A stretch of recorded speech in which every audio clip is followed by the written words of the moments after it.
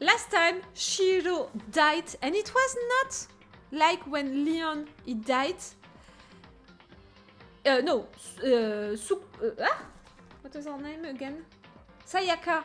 She died. It was not the same. Like really right there, it was planned. It was organized clearly.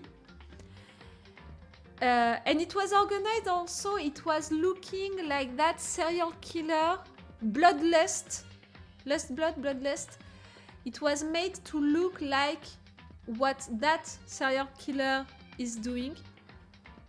Me, I suspect Celeste because of the fact that it was in the girls' locker room. Because of the fact that Celeste, she was acting weird for what I remember. Because of the fact that she made friend with fanfic guy, with Omega, you know, and she's using him as a toy for everything that she wants. And that, if they created that relationship between them, I think that at some point it's to be used. So that's why I'm suspecting her. I want to call serial killer Jack. Yes, I think that it's something Jack. It's something Jack. It's something Jack. I can't remember. First of all, I better check the Monokuma file to see exactly what's going on. Genocide Jack. You're right. The victim was Chihiro Fujisaki. The time of death is estimated to be around 2 a.m. The body was discovered in the girls' locker room on the second floor of the school. The cause of death was a blow to the head with a blunt object. She was killed instantly. So she was killed like that, and then that person had fun putting her like that. Genocide Jack surely didn't do anything wrong. No, right there he was copied. That's all it says. Well, it's not like there's any point in complaining about it. No matter what, I gotta do what I gotta do. Ah! That's one of the bullets. Okay. Hey, Makoto, do you have a second? Okay, I have to remember the voices that I use for them. Did you need something from me? Naturally. Of course. Life without purpose is quite dull, you know? Last time, he was isolating himself. He was also pretending like, hey, we're gonna kill each other, so we should stop trying to hide that. We should begin to be honest with that. And we had also Annoying Girl, the first one on my killing list. Toko, the writer, falling in love with him just because he's a toxic boy. So what did you need? I'm going to let you cooperate with me during my investigation. I don't want to work with you. I want to work with Kyokomi. Huh? What? I'm purchasing your talents. The same talent which allowed you to solve Sayaka's case. Allowed me? Solve? No, I just... Stop talking. You seem to have some limited use, which is why I've chosen you. You have the honor of contributing to my investigation. Your honor? So you're inviting me to come with you. You're doing it in the most arrogant way possible, though. Let's go. Now then, shall we get started? But...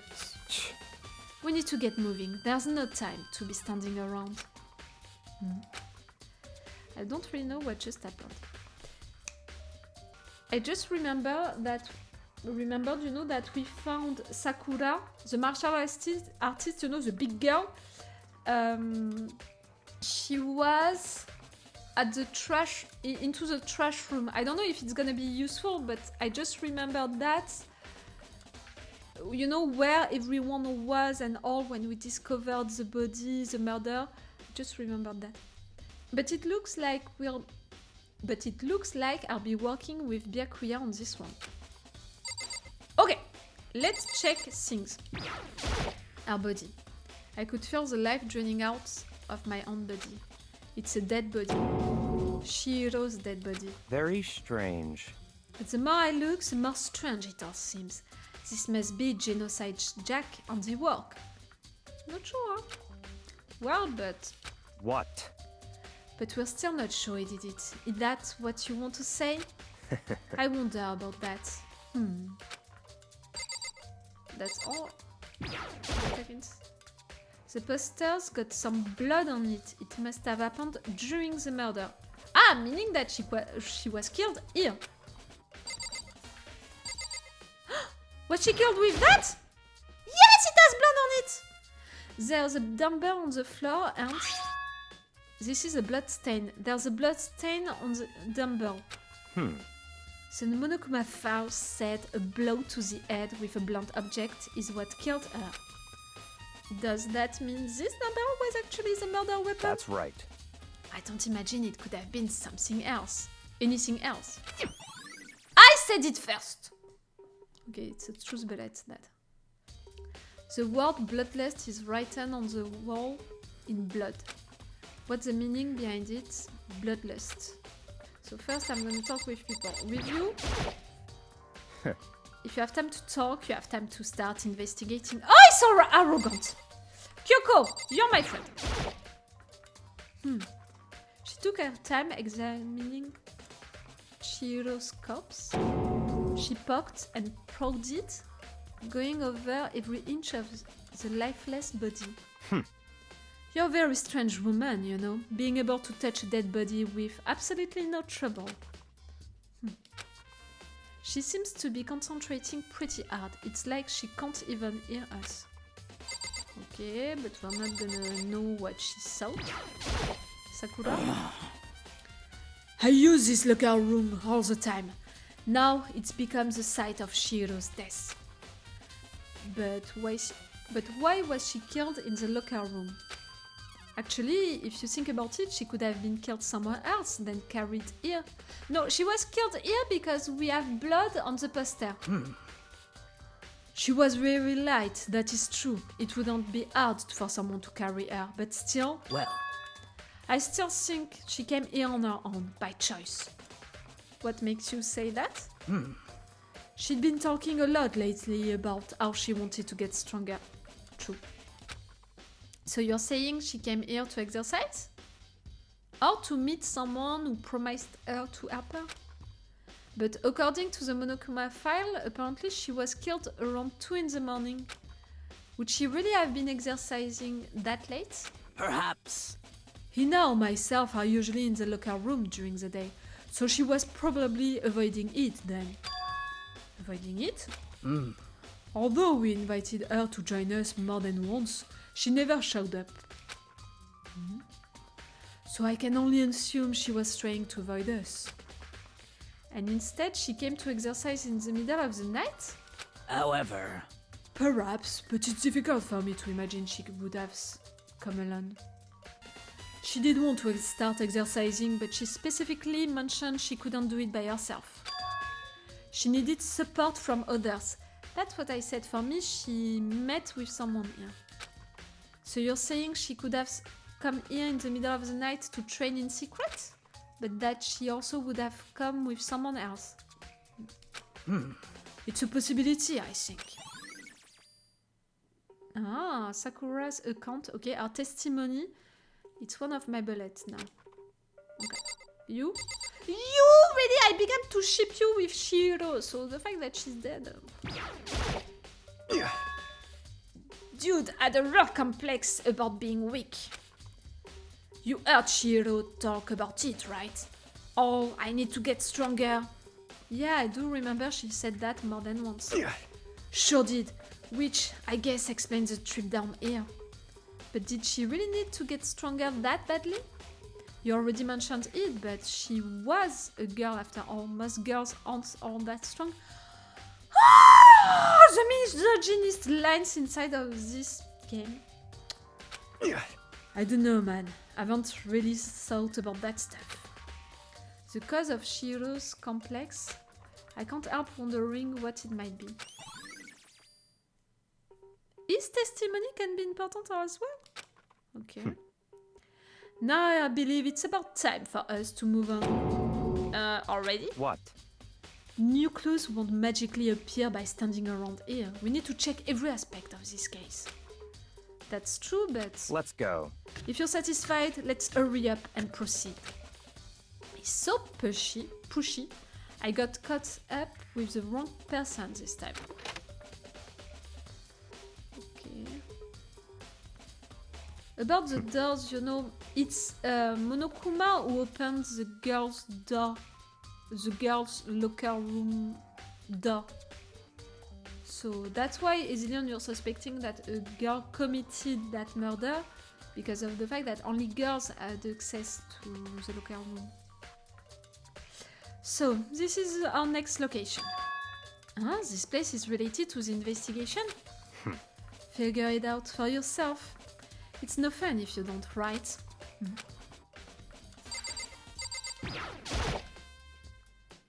If I remember right, this card reader is meant to work with our handbooks, right? What? Do you have an issue with it? If so, you should take it up with Monokuma. He said that, then quickly and sharply clapped his hands together. Did you call for me? Has he been domesticated? You mean by that Byakuya summoned him? That's right. It seems that Makoto has a question for you. You need something?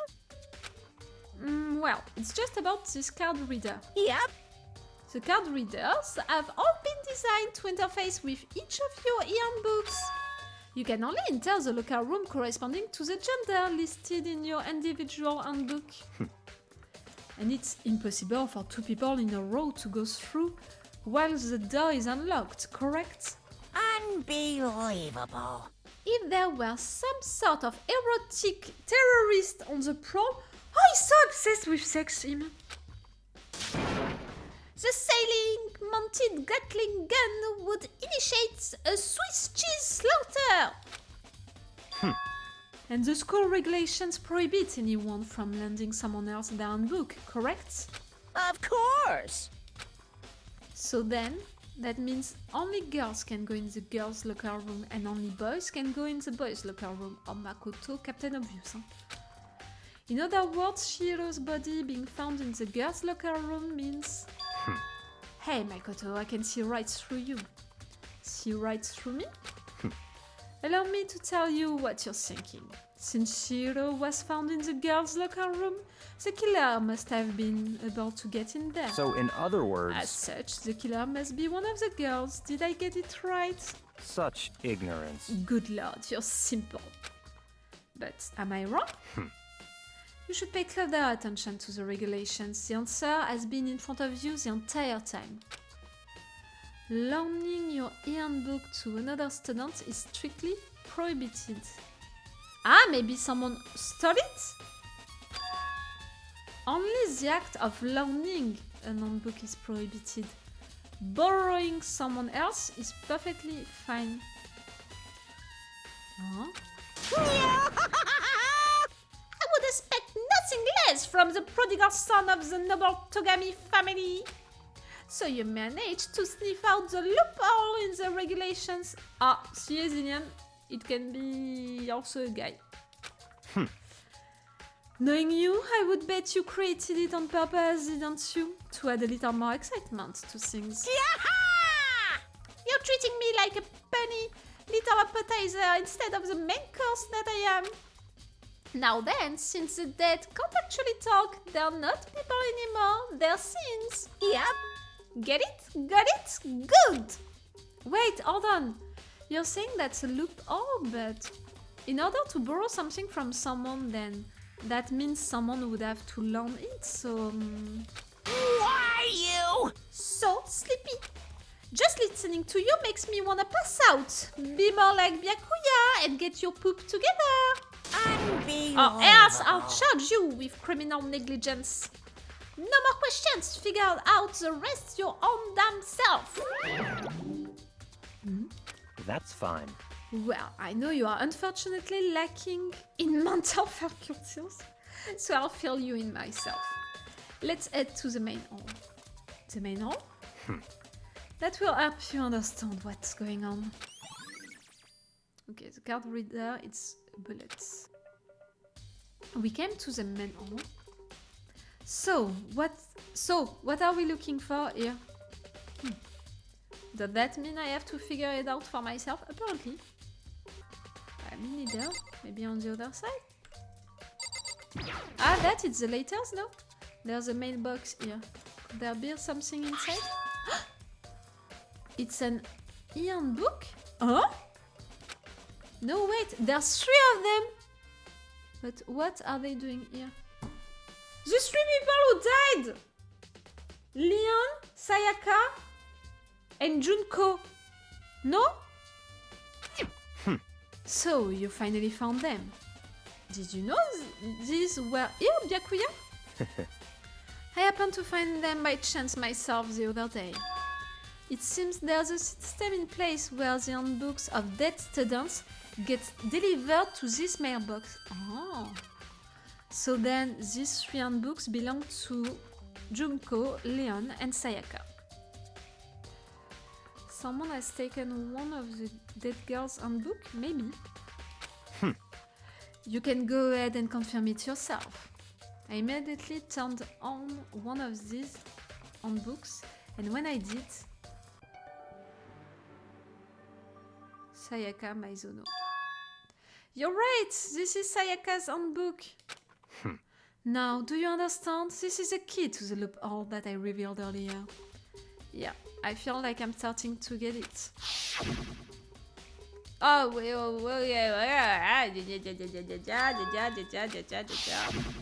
okay.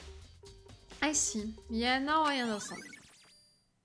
Okay, so someone took it, so it can be a guy like a girl who took Junko or Sayaka handbook. What? Hold on a second. What's wrong? Very strange. That's strange. One of the handbooks won't turn on. Huh? Is it broken? Whose is it? The other handbook showed Junko's name when I started up. Then the one that won't turn on must be Leon's, right? But Leon is a guy. So his handbook can't be helpful to open the girls' locker room. I see. It would make sense, yes. After all, he did get pummeled with dozens and dozens of baseballs. Pummeled with baseballs. Yes, I remember. The memory of it came flooding back. That cruel punishment which led to Leon's death. The execution that the mastermind concocted. A cruel, heartless death.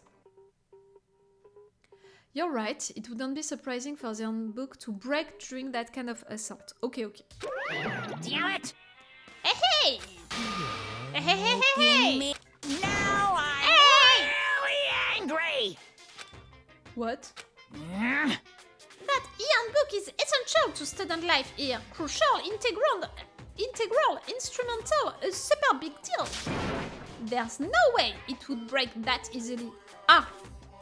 So your theory is wrong, Byakuya. But it did. That's impossible! If I say it wouldn't break, it wouldn't freaking break. It can withstand up to 10 tons of pressure, and it's waterproof up to 100 meters, okay? I don't care how many baseballs you eat with. It wouldn't do crap.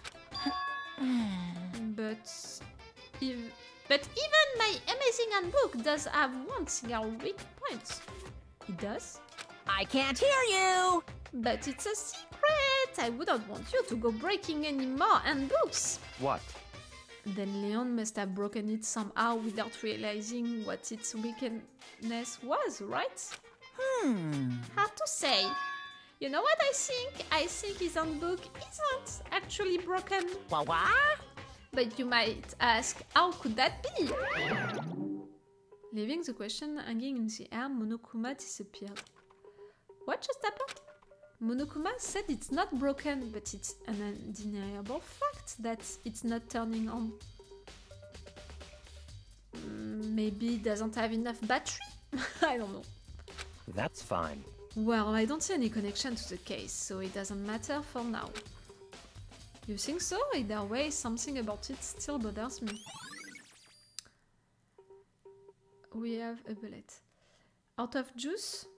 Yes, without any battery anymore, maybe because it was too used and by someone else? But if it's the case, Leon's handbook shouldn't be, in fact, that useful. At least to open the girls' locker room.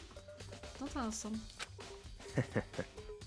Except maybe by Chihiro herself, because Chihiro was a programmer. So can it be so possible that Chihiro used Leon's old handbook to do something with it? Okay then, this should be enough to get things rolling. Let's begin our investigation in earnest and track down the true culprits. Yeah, we need to find out who killed Chihiro. To be exact, not quite. Huh? Not quite? Oh, I didn't check other things right there.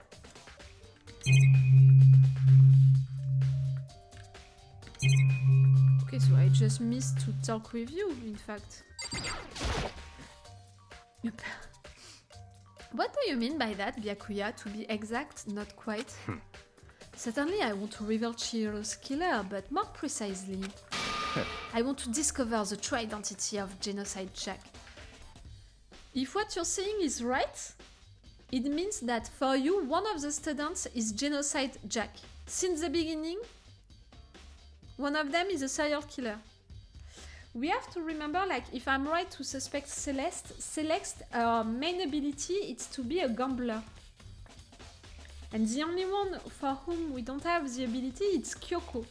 But I don't think that Kyoko did it. Then you really think? You truly believed Genocide Jack is the one that killed Chihiro? Don't make me repeat myself. Absolutely. I have no doubt that Genocide Jack is the culprit in this case. Celeste, we have to remember also that we don't know her last name, that she's hiding a lot of things about her background, her history. Serial killer mood, hein? Okay. That murderous fiend is Genocide Jack, right? What? There's nobody else. There's nobody else it could be. A murderous fiend who kills again and again using a bizarre and brutal method. They're like a ghost, attacking suddenly, then slipping away before the police can catch up to them. And what nickname did the internet give to this mysterious serial killer? Genocide Jack. They say he's killed thousands of people, but that's gonna be an urban legend. Celeste is Genocide Jack? One of them is Genocide Jack? No. No, I think that person copied, Genocide Jack. Still, could one of us really be a demented, psychotic killer like that? You're not wrong to wonder. But words mean little right now. I have something that will prove it, and I can show you. Okay, I'm interested. Show it to me. What the...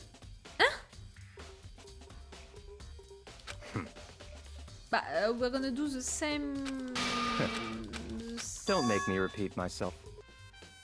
Don't right-click on the first ping dialogue. I need to go back to that. Don't make me repeat myself.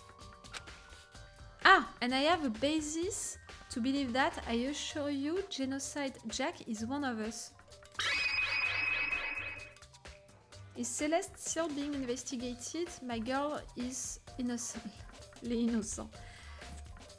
I think that your girl committed the crime, and according to Byakuya, she's not just Chihiro's murderer, she's also Genocide Jack. Or at least, according to Byakuya, one of the students is Genocide Jack. Is there really proof?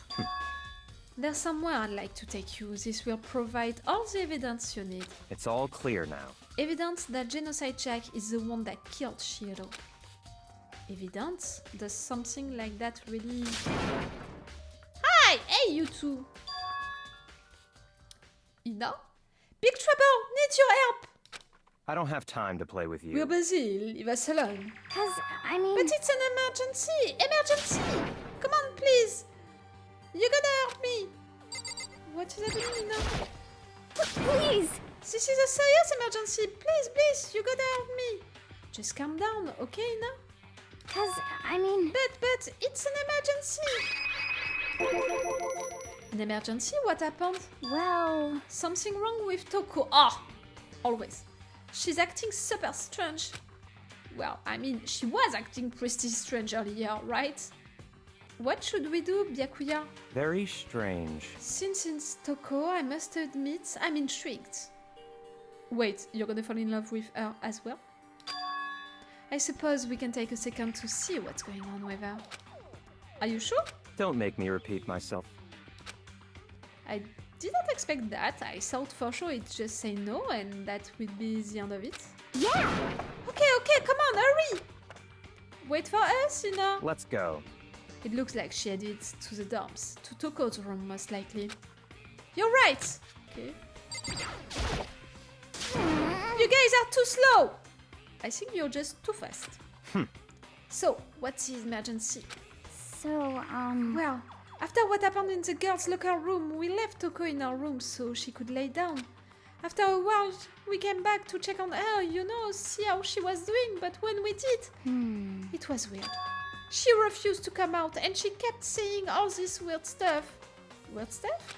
That's fine. We should try talking to her ourselves. Yeah, good idea. I may as well give it a shot. The door swung open slowly and silently.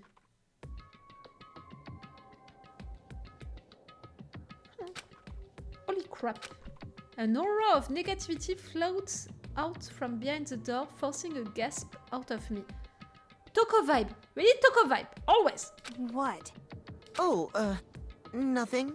It's just that, Hina was really worried about you, holding yourself up in your room.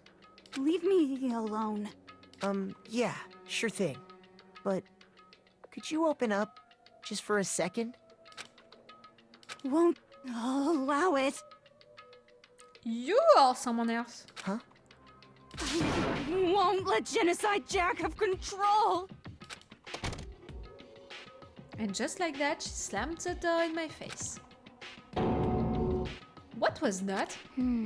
She's been acting like that the whole time when I rang a little while ago.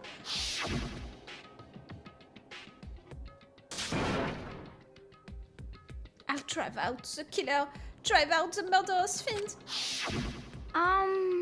Doesn't make any sense, right? I was afraid to leave her in there alone, so I tried to bust down her door, but I felt like something was holding it shut on the other side. I couldn't even budge it. Toko was scared enough to even bar her door. Does she think the same thing as Byakuya? Does she think the serial killer Genocide Jack really murdered Chihiro? Is that why Toko is so scared? But Whatever it is, I'm really worried about her. Isn't there anyone who might be able to persuade her?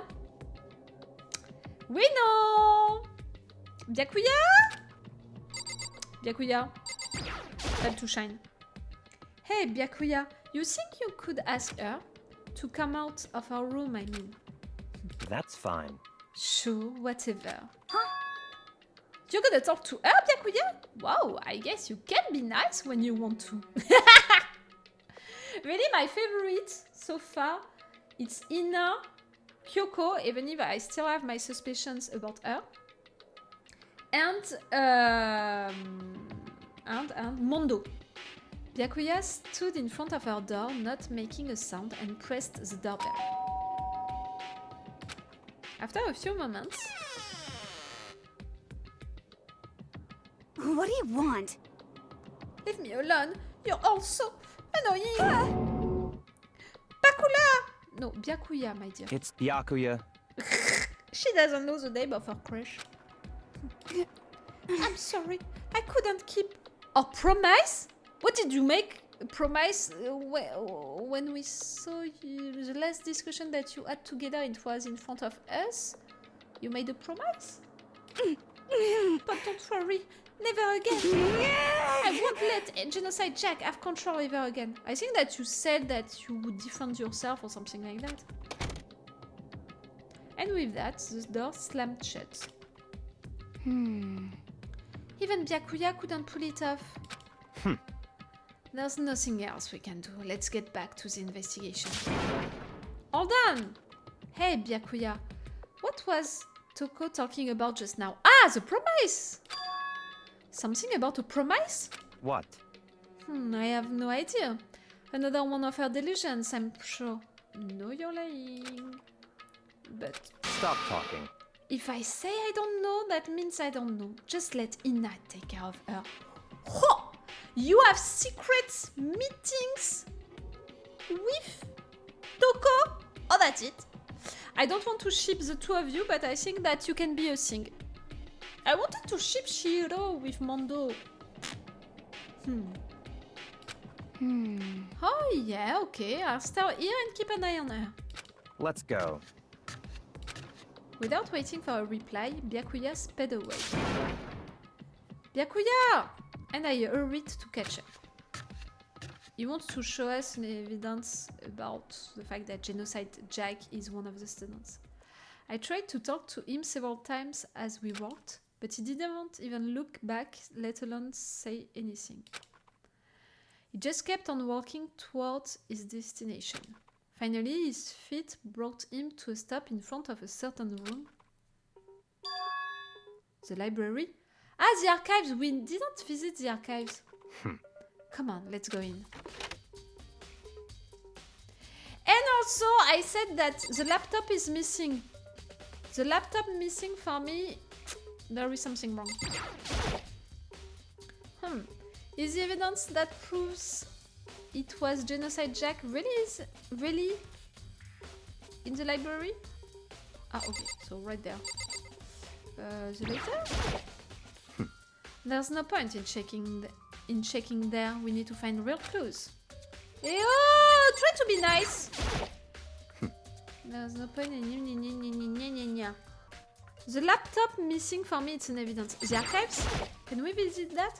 If I remember, on the other side of this door, it's the archive, right? Hurry up and go inside. Finally! Yeah? Let's go. It all makes sense once you're inside. We never went inside. Okay. Whoa, there's so many books and files. And so much dust, too.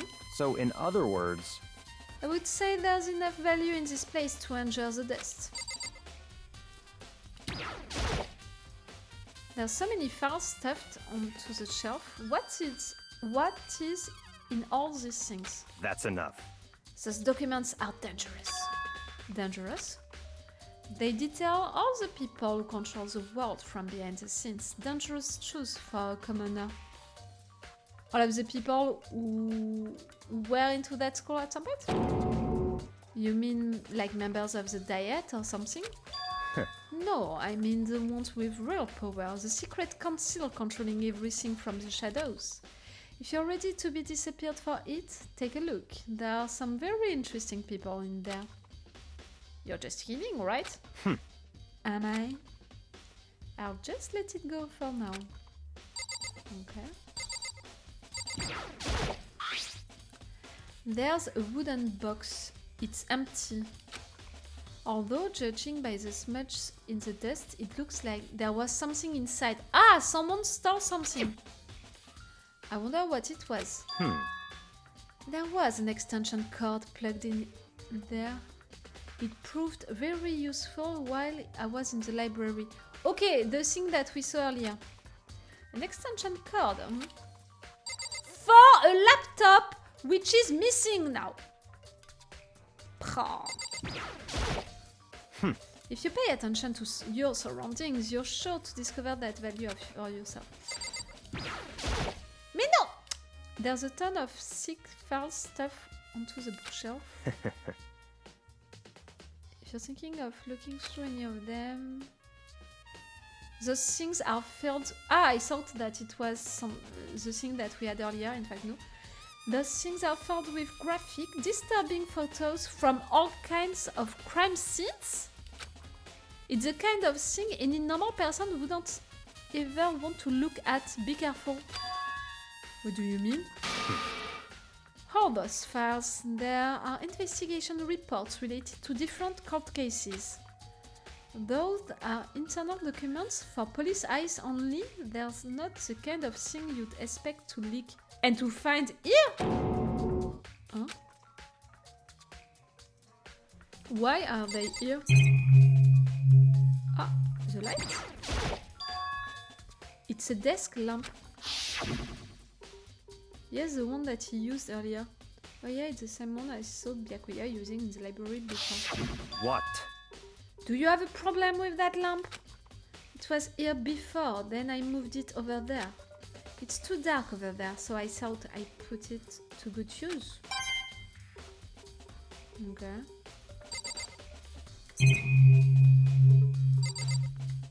Wait, let's check these 3 things.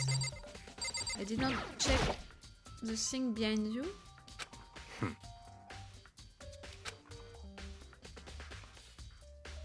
But you already told us that it's police documents, internal documents for police eyes only, not the kinds of things you expect to leak.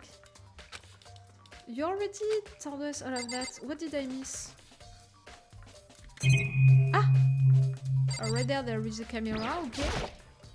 I'm pretty sure that it's not gonna tell me anything. I don't know what else to do here. I checked everything, right? For me, I checked everything. Ah no, I checked one bookshelf, the other one. Without really thinking about it, I picked one at random. Ah, you have a sharp eye indeed to select that file. That's right. That's a report on a presidential assassination. The original is kept at the National Library.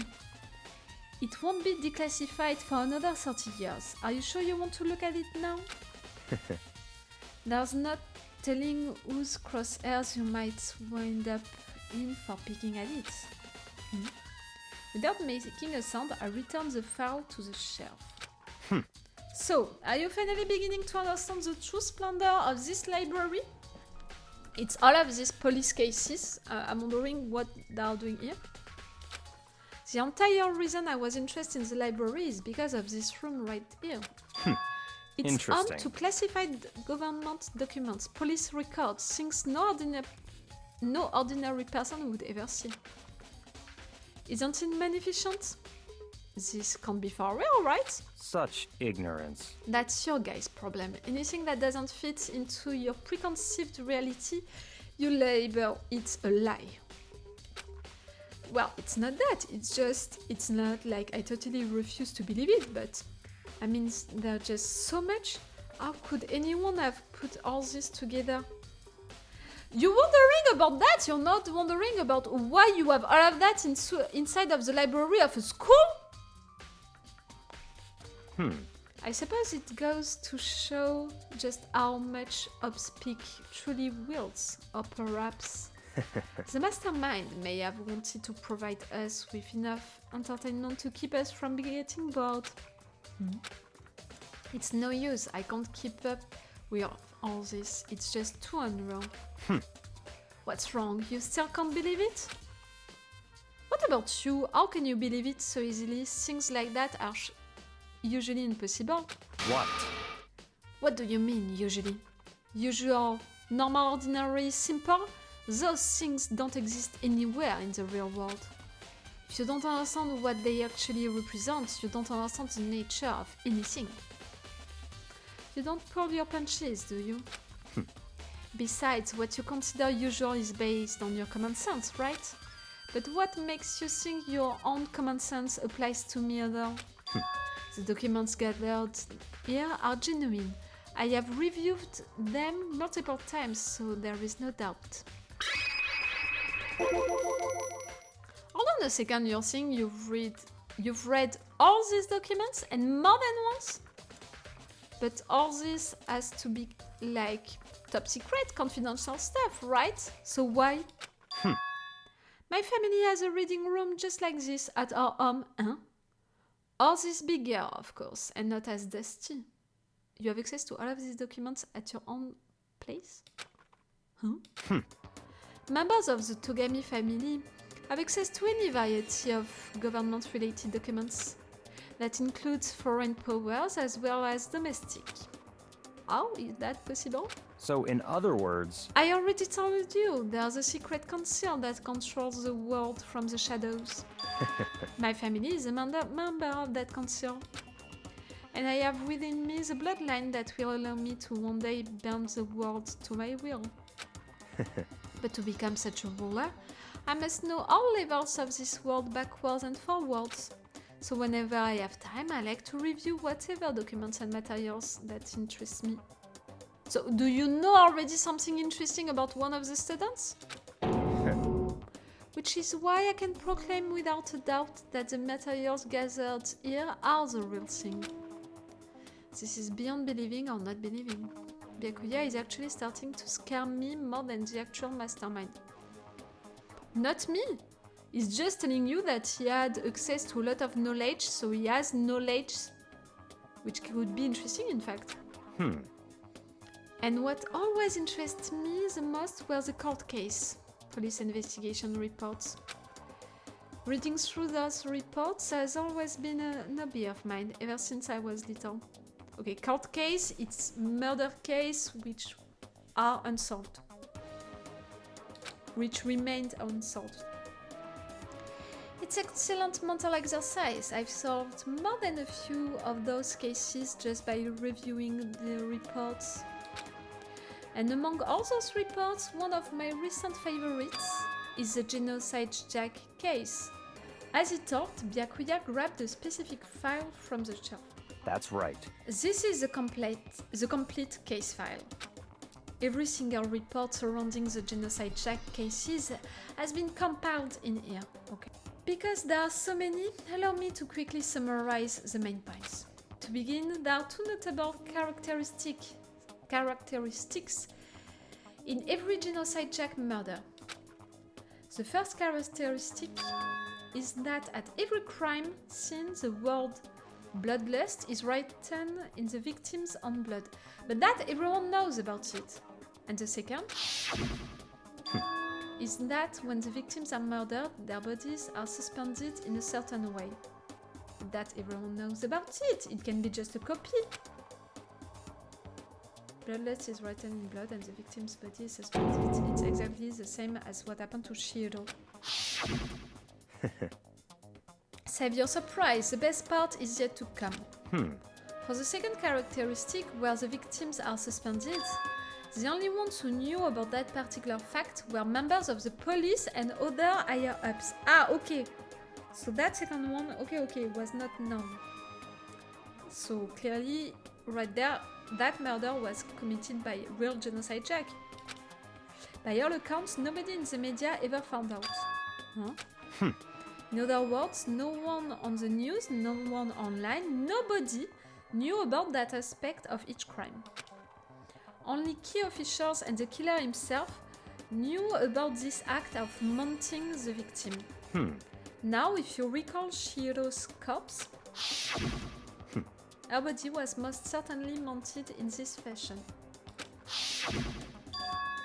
So how could the killer have known about suspending the victim? That's right. Because he's Genocide Jack? That's a key question. But in fact, the answer is quite simple.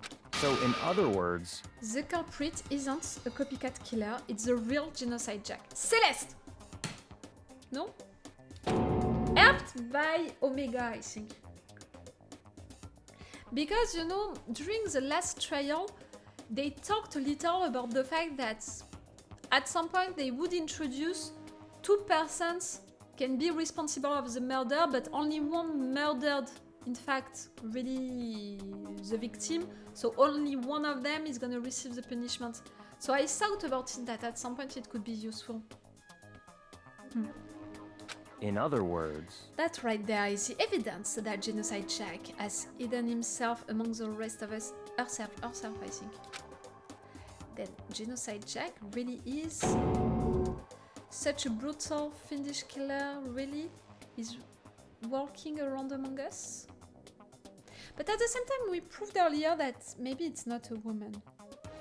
Ah, I should stop targeting her. interesting. Things are really starting to get interesting, aren't they?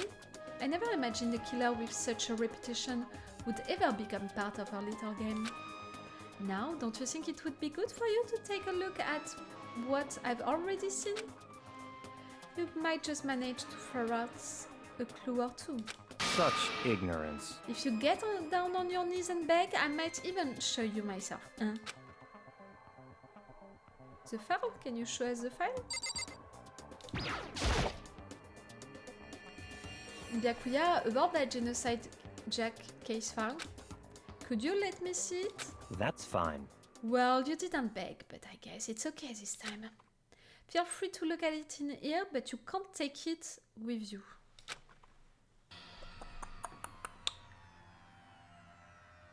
Byakuya handed me the file and I flipped through it with tense, nervous fingers. Suddenly my hand stopped. I had reached the page where photos from the scene of each crime had all been collected. Okay. The names of Genocide Jack's victims ran on for several pages. Okay, so always... And you know the body, but each time with scissors. Scissors, scissors, scissors. In order to place in the parking lot. Okay, victim suffered multiple stab wounds across his body. Believed to have been inflicted with the same scissors. Suffered multiple stab wounds across his body. Believed to have been inflicted with the same scissors. It's weird right there, we don't have any scissors involved. And it was the person was not killed the same way. It's only one strike on the head.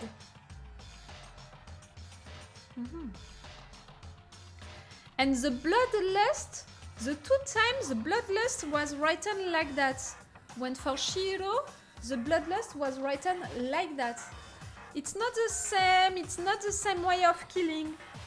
But still that person had information about how Genocide Jack is killing. Do you understand what I mean? I think that it's not Genocide Jack who killed that person. I think that someone, maybe Omega, you know, a guy killed Chihiro, and then Genocide Jack, the student with Genocide Jack, helped him. But no, because only Genocide Jack knew about the body being hung like that. But at the same time, Genocide Jack is killing their victims with a scissor, with multiple wounds. And it was not the case on Chihiro, so I'm wondering. Ken Arada, 32, Tetsuhiro Honda, 17, Shoji Gaku, 23, Kano Issei, 14, 14? Takeshi Yoshida, 30. Okay, all of the names, I'm not gonna read all of them, there was no end to it. But one thing became perfectly clear as I read. All of the killer's countless victims were killed and suspended in exactly the same way, but also with the scissors! And at the scene of every murder, the word bloodless was left in the victim's own blood. But like that! Not like that! Now, take a look at the next page and you'll find another interesting tidbit. Next page. Profiling results. All of the crimes took place either on weekdays at night or during holidays, either day or night. Ah, meaning that it's a student? Not during school days? The most common time for the killings to take place was on holidays in the afternoon. Based on these facts, it could be suggested that the suspect might be a student. Evidence suggests that the suspect lingered at the scene, but when they did leave, they were in a panic. Because a night witness has never come forward, it's unlikely there was any external reason for this. This confused behavior suggests that the suspect may potentially suffer from dissociative identity disorder. Up. Be careful with that, because I know a lot of things about dissociative identity disorder, someone who has multiple personalities. I know a lot about that.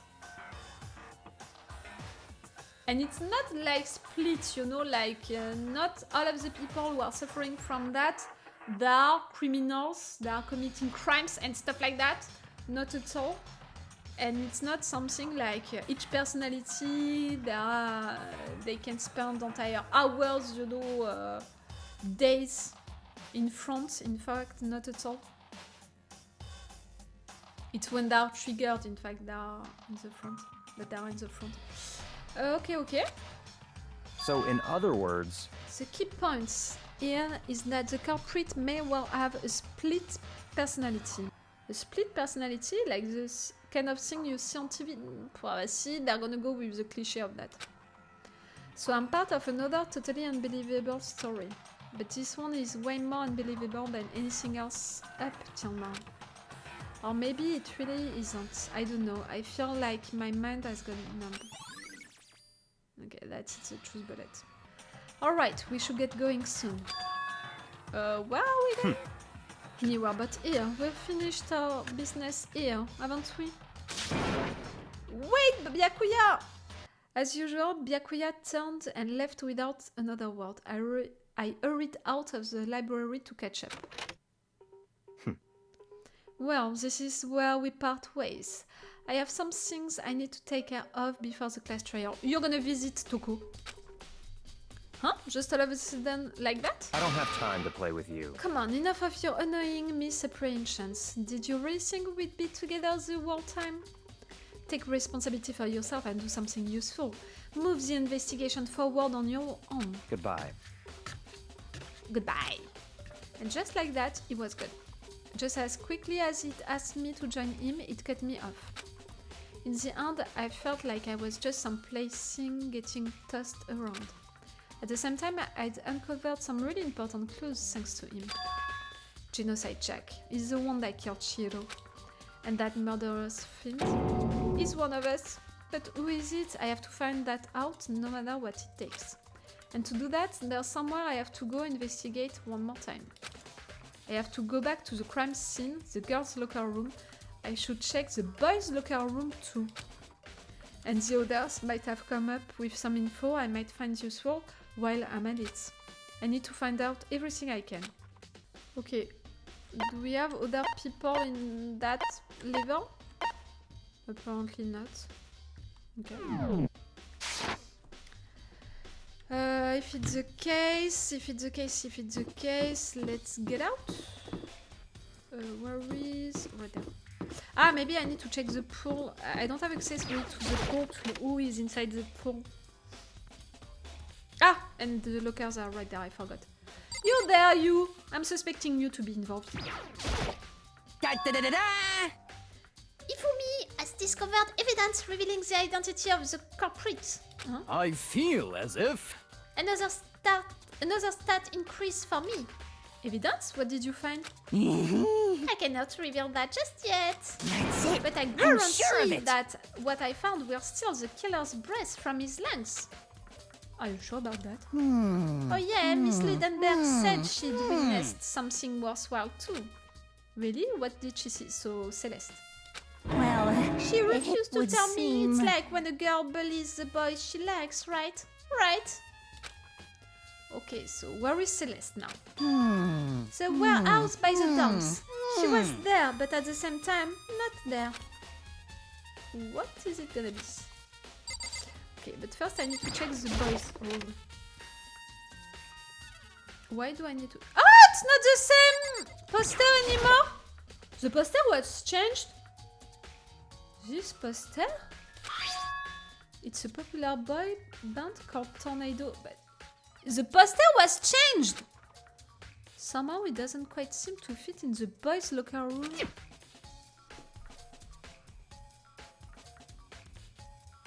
Someone exchanged the poster. The poster which was in the boys' locker room went into the ladies' locker room, and the one which was into the ladies' locker room went into the boys' locker room. Yes, it was switched. Nothing gets past you. I have eyes on everything.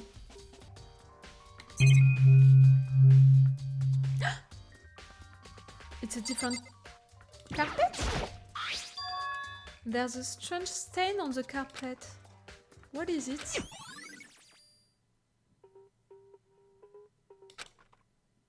Was it changed also? I need to see the one in the girls' locker room again.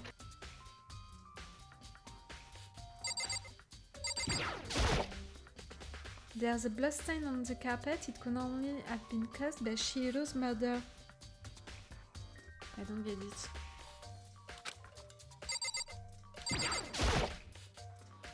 It's a blood-stained poster. The blood is the most noteworthy part, but the big-breasted swimsuit model is pretty noticeable too. A girl's locker room doesn't seem like the kind of place you'd find something like this. Oh, but right, that reminds me, the poster in the other locker room is... That's right, there's definitely something strange about this. They were switched! We noticed that poster into the boys' locker room earlier. In the boys' locker room, there's a poster of a popular boy band. In the girls' locker room, there's a poster of a big-breasted swimsuit model. Could the posters have been switched? But for what reason? But if they were, why? What reason would anyone have to make the person think that it was the other room? But already from outside, it's written boys and girls, so I don't understand.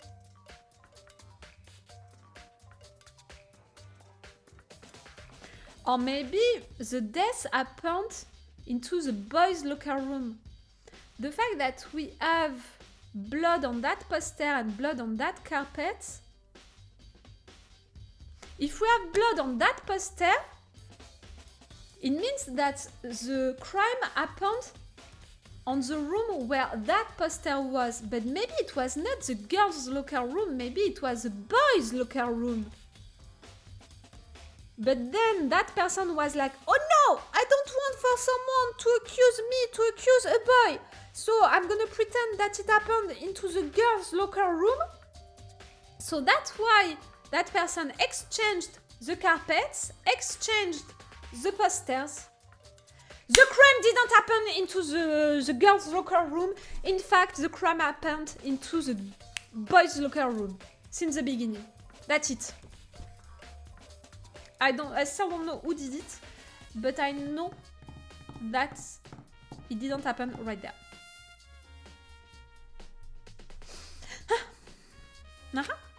Maybe I should talk to someone who knows a little more about the locker rooms. Kyoko? Hey Kyoko, have you made any progress on your investigation? Indeed. Generally speaking. However... But I have to get going, I have something unrelated to take care of. What? Something besides the investigation? Yes? What is it? Well... Nothing you need to worry about. Just concentrate on the murder. But... me. So then... Before I go, let me give you one piece of advice. You should examine Chihiro's body one more time, thoroughly.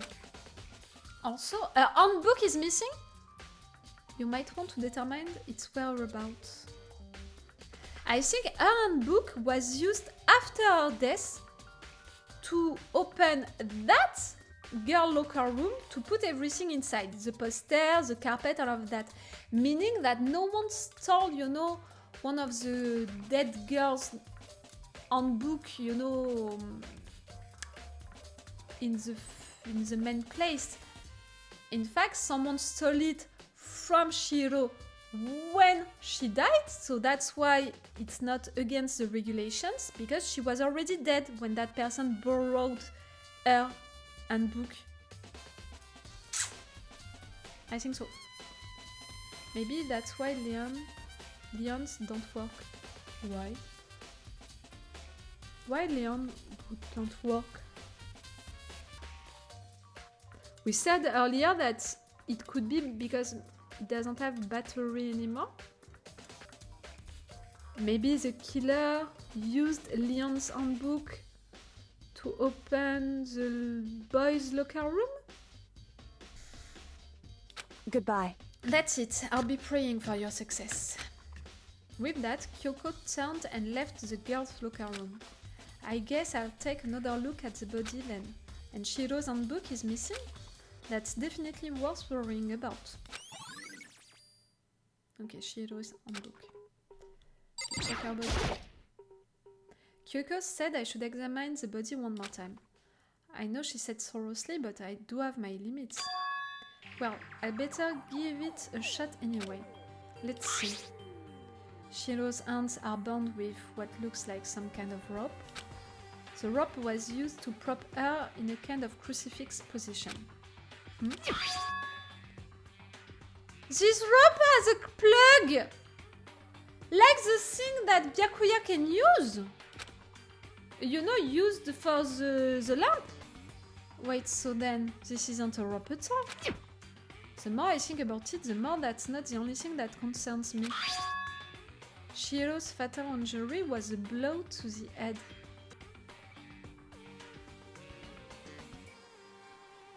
Byakuya did it. Byakuya did it! Who knew about the fact that Genocide Jack was suspending people like that? Only Genocide Jack and police, guys. And people who had access since entire years to these files. People like Byakuya.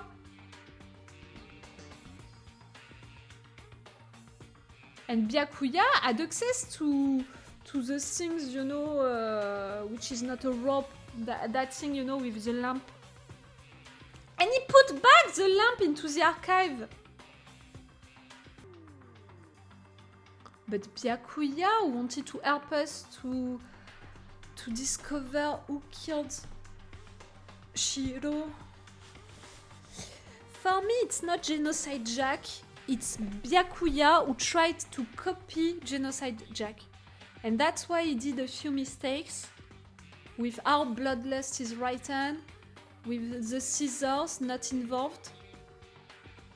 And that's why he knew all of these details. Chihiro's fatal injury was a blow to the head. Nox, maybe you were right and it's not Celeste. Which means someone struck her in the head in order to kill her. That's right, there is the issue of her being suspended and the fatal blow.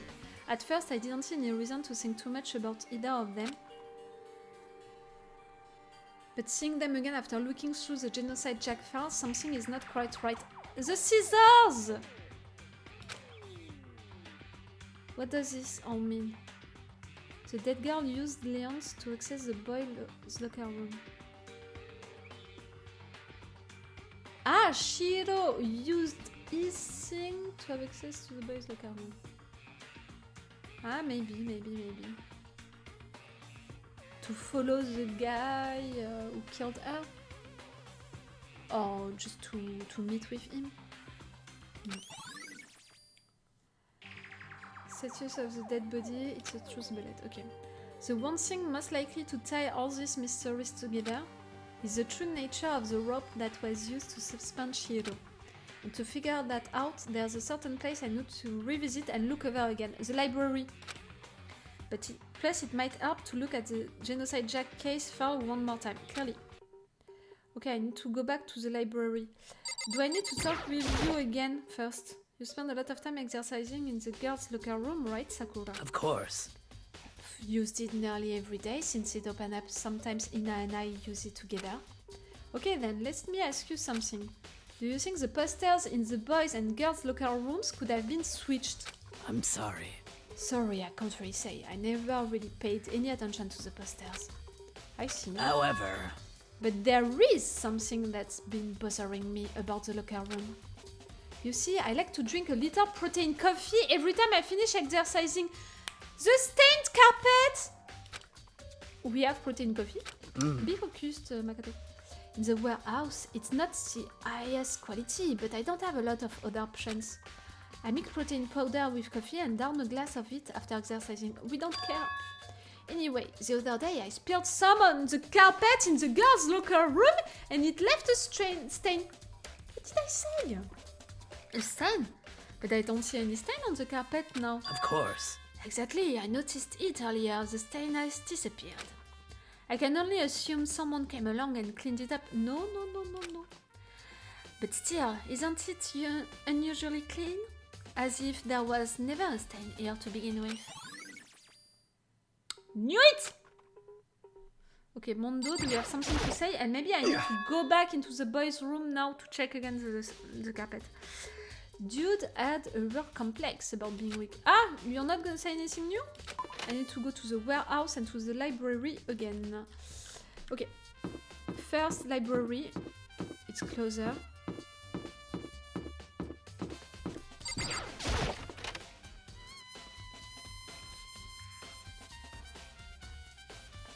See? We don't have the thing, the rope to... Ah no, it's not that. To that and that. There's a thick layer of dust on top of the desk. Maybe there's some kind of clue here, guess not. No! You don't have it! It's the lamp and the thing. The lamp? The lamp won't turn on. Oh, I see, it's not plugged in anymore. Eh? The lamp's cord isn't long enough to reach the outlet from here. But last time I saw it, it was definitely on. And it was definitely right there. Oh, connect the thing! Makoto! That's right, Byakuya was using an extension cord. It's that one who killed Chihiro. I mean, which was used on Chihiro. But there's no extension cord here now. I wonder if... Okay. Byakuya killed her?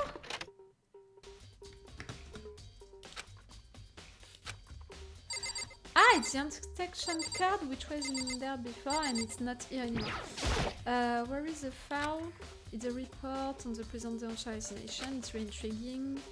But if it means I become a son, nope, I'll leave it here. Where is that fucking file? Ah, right there. I know it was around here somewhere. It's gone? Did someone take it out of the archive? Byakuya for me to not check it again. But the only one who would do something like that. I can't think of anyone but Byakuya. Okay. Okay, I'm gonna check with Celeste now. But for now, Byakuya became my main suspect. Celeste, the warehouse, it's where we live.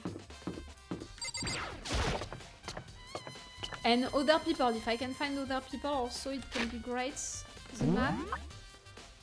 Ah, I have you right there. I have you in the main hall, okay.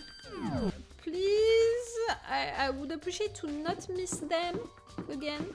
No, I'm used to... Ah, right there. Missing them, into these corridors. How unfortunate. Maybe we should have confessed our embarrassing secrets after all.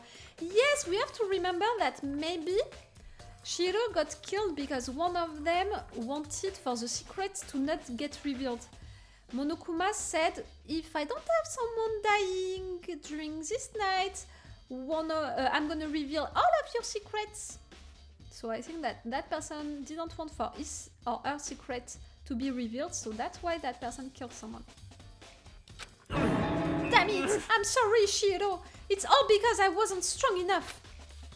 Okay, you have just that to say. What about clairvoyant guy? I'm pretty sure that is not gonna be useful at all. Huh? Oh, hey, Makoto! What's up? I haven't been up to anything myself, that's for sure. Definitely haven't looked inside the mailbox. Oh, but if you said that... If you're saying that, it means that you did it. Map... Ah! Celeste, she is into the warehouse. Ina is into the dining hall. Okay. Do I have another weird place? No. Okay, I need to check with these two. Oh, Ina, how is Toko doing? Same as before. She won't come out and she just keeps on mumbling something about Genocide Jack. So I just left her there. You left her? My head was all swimmy and I was getting pretty angry. Yeah. Oh, but don't worry, I'm gonna head back as soon as I'm done eating. Toko is not exactly pleasant, but I'm still worried about her. Speaking of which, what are you eating? Huh? A donut, of course! Of course. There's two things I'm sure God created. Outer space and donuts. Really? I bet Chihiro would have liked to eat more donuts. Maybe that was her one big regret. Aww. I should have tried to spend more time with her. Come to think of it, who did she spend time with? Well, Yeah, she was a little bit strange, didn't really hang out with the other girls much. It was like she was trying to keep her distance from us. Actually, Sakura said something similar. She said that even though you and her invited Chihiro to exercise with you, she always refused. yeah, totally. Yeah, it's true. And it wasn't just us either. It was like she stayed away from all the girls. More? Why? Was she just shy? I don't know. She talked to the boys all the time. Isn't it kind of weird to be shy around your own sex but totally fine with the opposite sex? Ah, Oh wait, maybe she was used to guys spoiling her. The law says you can't judge a book by its cover, right? Are you judging how she was looking? You think so? I never really saw her as that kind of girl. That's a testimony? Okay. Celeste, that I suspected to be the murderer, and now I'm like, no, in fact, it's Byakuya. But I'm still suspecting her a little. She's too mysterious about her last name, so I think that she would be afraid for her secret to be revealed. And really, that relationship with Omega, well, I don't know. Celeste, what are you doing here? This warehouse is amazing. It has absolutely everything one might need to live a full life. From food to clothes to towels, there's an endless supply to choose from. I see that, but have you found anything related to the case? most unfortunate. I knew you were going to ask me that. I thought talking about the warehouse itself might misdirect you, but I see it was pointless. Then you did write something? Very well, I will tell you and only you. Actually, Last night, I saw her here. Chihiro was in the warehouse. What? Really? indeed. This was right before nighttime. What are you doing out this late? Oh, I was just... Are you planning to go exercise, perhaps? What? How did you know? Because I can see a blue track jacket sticking out of that duffel bag you're carrying.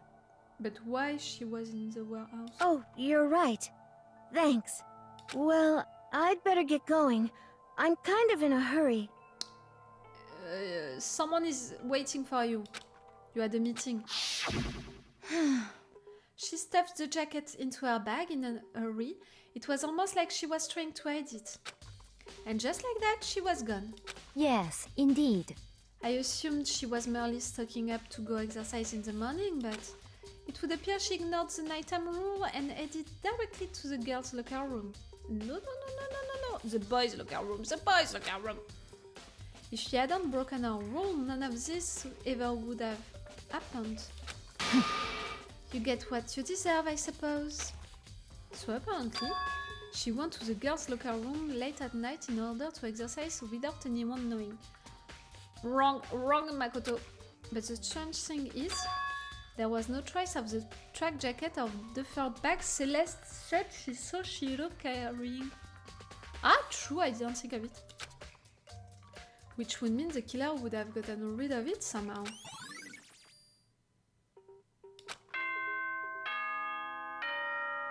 The trash room or the laundry to get rid of it? Time of the trial already? Hello, Herbie, hello, my dear. So, I'm getting tired of waiting. Shall we just plunge right in? How goes it? We began the stream suspecting Celeste. Now we're suspecting Byakuya. I'm getting tired of waiting. Shall we just plunge right in? It's the moment you've all been waiting for. The class trial. Okay, we know that it can last for 2 hours. Oh, I'm right on time. I'm right on You time. remember where to meet, right? Please go through the red door on the first floor of the school. See you soon.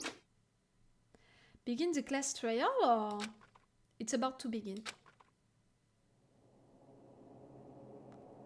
I look forward to you swimming through the risk game. It's gonna happen again! It's gonna happen each time the risk game! Maybe it's gonna be a different game.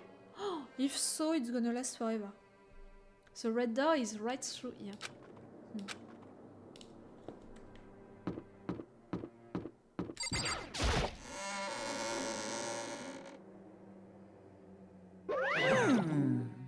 So everyone is ready to what? Am I blind or are we missing someone? Are we? Yo. Toko is not here. And Toko is the writer. You really don't remember? Come on! Kidding, I'm just kidding. How could I forget that little nut job? She's a crucial part of the class trial this time. What are you gonna do? Okie dokie, I'll go ahead and drag her out here, kicking and screaming. Just one moment, please.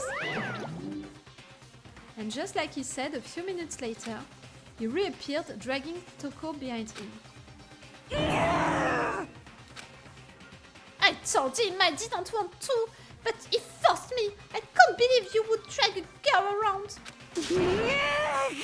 She's gonna try to defend Byakuya when we're gonna accuse him. Terrible! You're terrible! Phew. So now everyone is here, right? Okay then. Hustle onto the elevator and let's get this show on the road. I'll see you guys down there. Let's go. So shall we get going? It's time to find out who killed Chihiro. But I think that it's you. Chihiro Fujisaki. She was so gentle, so calm and meek. Nobody had any problems with her. Someone made the choice to kill a girl like that. To protect their secret. And that murderer is one of us. Someone standing right here. You! I gave you plenty to work with. Show us how far your logic can take you. I think that he wanted to work with us earlier because he's so arrogant that he thinks that he can trap us to think that it's someone else than him. But you're so wrong. You ready? We're doing this? Well then. I will uncover the villain who performed such heinous acts on a weaker individual. I don't know why the killer did what they did, but Count on it! I'm sure it will work itself out. Justice always prevails, right, bro? Right. Hey, come on. Fucking Toko, man. What's got her so worked up? I had such a crazy thought. Okay, let's hear your thought. Celeste. There is something odd about Toko's behavior. I do not think mere shock is enough to explain it. We know that Toko made a promise to Byakuya, so if I'm suspecting Byakuya, maybe Toko made a promise, a light to cover him, like, I don't know. You know? I guess I wasn't much help at all on this one. No, apparently we're gonna use one of your testimony. Toko? Okay. Omega? How very sad. Miss Fujisaki, I must admit, for being 3D, she was quite remarkable. I think you are right, but also that maybe JG is one of them. Genocide Jack? No, I think that it's a copycat. Because Genocide Jack was killing people with scissors. Oh, I understand what you mean. You mean that Genocide Jack is maybe one of them, even if Genocide Jack didn't commit that murder. Maybe Kyoko? Kyoko, we don't know her ability. Huh? Of course, just the idea of 3D makes me cringe.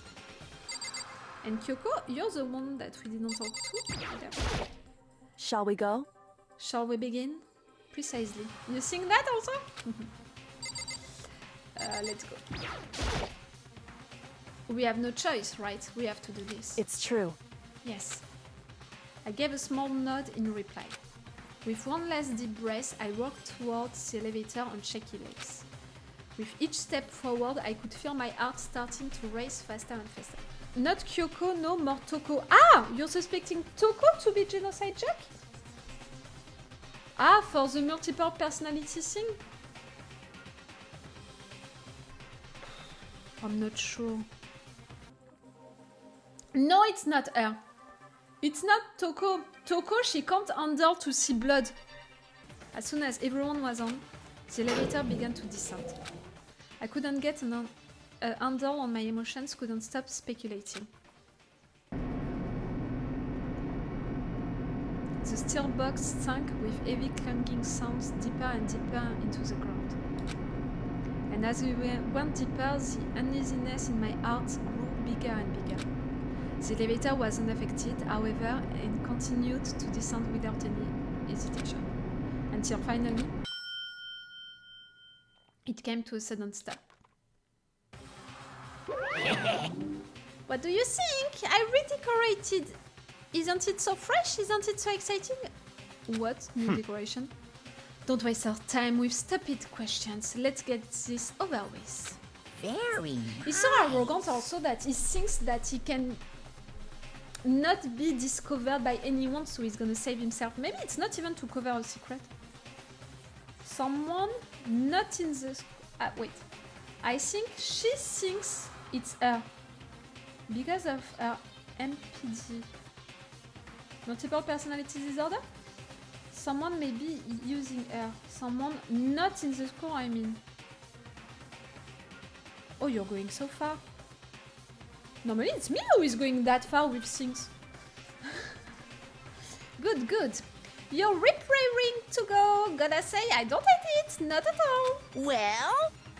Okay then, let's get this show on the road. Thrills! Chills! Everyone, Kills! please find your assigned seats. Okay. And so the curtain opened once again. A deadly judgment, a deadly deception, a deadly betrayal. A deadly riddle, a deadly defense, a deadly face, a deadly class trial. I need to set the skills, even if I'm not sure how it's useful.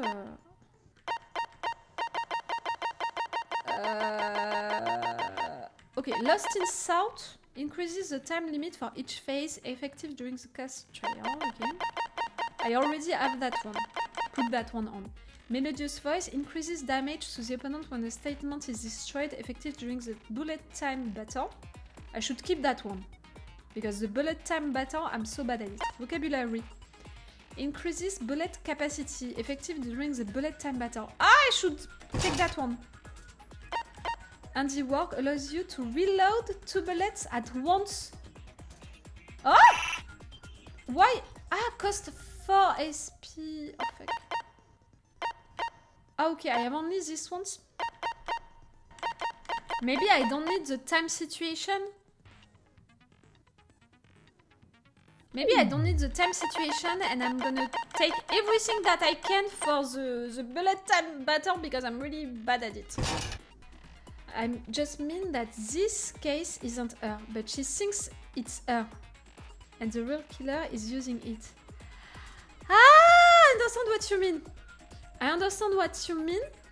She's Genocide Jack, but she doesn't remember that she committed that murder and the real killer is using that. Again, I don't think so because Toko has an issue with blood.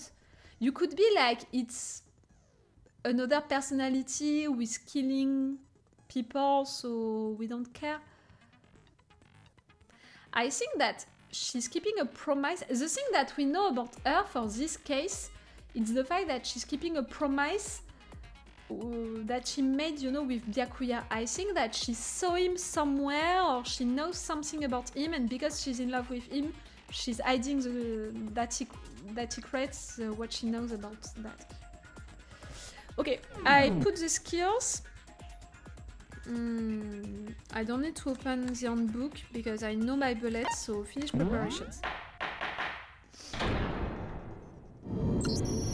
Let's begin with a basic explanation of the class trial. So, your votes will determine the results. If you can figure out who done it, then only they will receive punishment. But if you pick the wrong one, then I'll punish everyone besides the blackened, and the one that deceived everyone else will graduate. Okay, then. So, first off, let's talk about the murder weapon! First, we have to make clear what was used to deliver the fatal blow. That we know, it's the gym stuff. Okay, I need to eat at the right time. Make your arguments. Locker room dumbbell. Okay. Chihiro's fatal injury. It appears it was a head wound. Okay. According to the Monokuma file, the killer used a blunt instrument. But what kind of blunt instrument could it have been?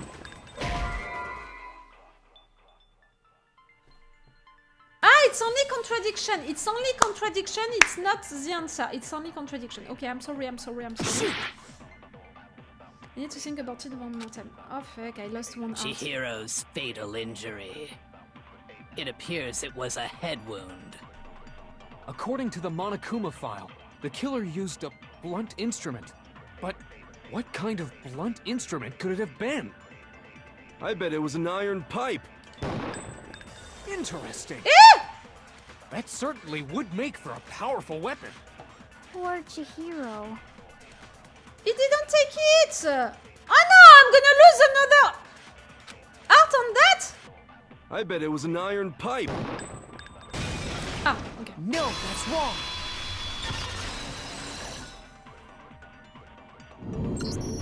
Can we agree that the object that dealt the fatal blow was the dumbbell, found at the scene of the crime?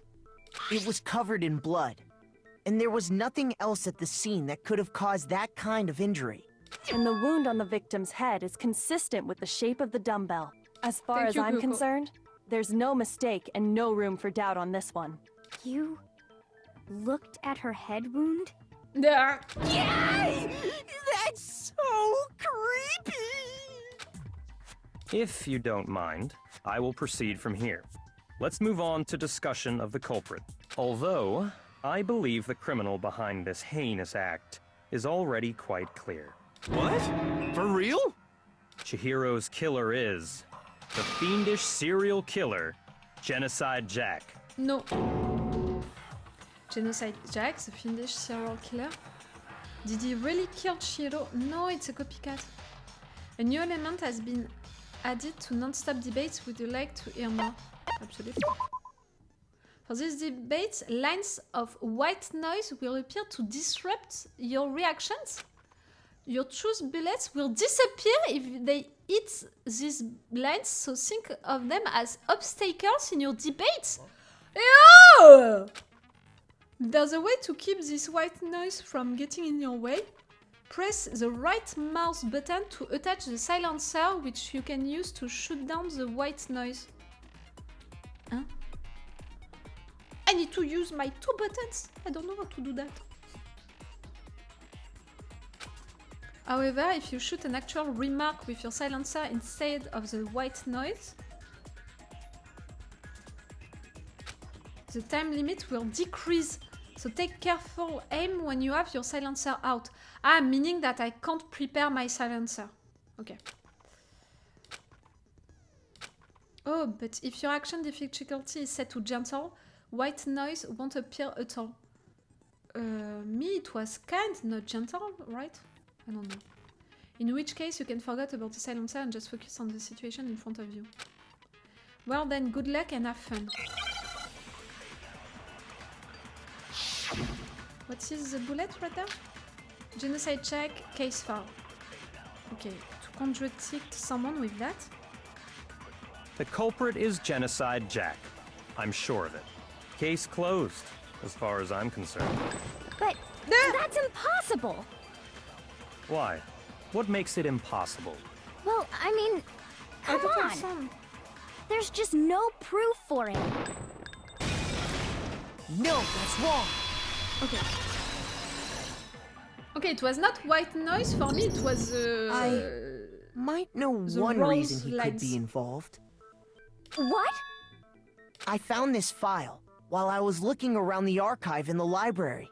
I guess it's some kind of confidential file the police put together about the Genocide Jack case. What? That's kind of weird as shit, isn't it? What was something like that doing in the library? The why of it is probably more trouble than it's worth. So let's forget about that for now. More importantly, it outlines all the specifics of every Genocide Jack case in exceeding detail. According to the file, there appear to be two defining characteristics in every Genocide Jack case. The first is that a bloody message is found written at the scene of every murder. But not like this one was written. Oh, that's right. Boob lust. Bloodlust. No. It's actually bloodlust. But more important is the other characteristic, and it's something that has never been made public. Never made public? What the hell is it? Why don't you tell them, Makoto? The other characteristic of every Genocide Jack case which the world at large doesn't know. If I'm not mistaken, it has to do with the positioning of the body, the bloody message left behind, or the vicinity was positioned where the murder took place. I got it! Apparently, in every Genocide Jack case, the killer suspends the body in a certain way. Other than the killer, the only people who know about this are the higher-ups in the police department. And people who had access to these files. However, Chihiro was most definitely suspended in the same way. The same way, but not by So, Genocide how did Jack. the culprit know about this when only high-level police officials were aware of it? There's only one logical answer I can think of. It's because the culprit in this case is the real Genocide Jack. No fucking way! You're saying Genocide Jack is one of us? No. He's trying to accuse... You know, for what you said, Ezilian, I think that he's trying to accuse Toko. Like, I think that Toko is not Genocide Jack, but I think that Toko is suffering mental health disorders, maybe multiple personality disorder, and that's why she thinks that maybe it's her who killed that guy, you know, that guy who killed Chihiro. But she's not Genocide Jack. Do you understand what I mean? He's gonna try to accuse her because they all saw that she had mental health disorders, but that's all. Yes, in fact, it's Toko. See what I said? What? Genocide Jack's true identity is Toko Fukawa. No. You lie! You want to accuse her, but it's not her, and she was never Genocide Jack. What? Hey, okay, wait, hold on a sec. Toko has, like, bloodophobia or whatever, remember? What kind of serial killer is afraid of blood? Is Toko Genocide Jack? The answer is yes and no. You're gonna talk about the fact that it's another personality. Another riddle? Man, why is this gotta be so complicated? No, you're putting the blame on her, but it's not her. It's a riddle for sure, but I feel like I understand it. What it means for Genocide Jack to be Toko, but also to not be Toko. The answer is that she's not just one person, but multiple people, right? Axeman Gambit? Oh, it's what? That? Ah, oh, fake! Oh, fuck! I have to remember that I have to guess one word in a short time by clicking on letters. And right there we have an H and an I. Okay.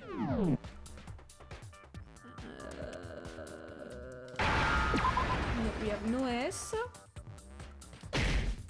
No C? Ah, we had an S! Hey, we had an S! Why it didn't appear earlier? We had an S! Okay, a word beginning with an S, with H and I into it. Okay.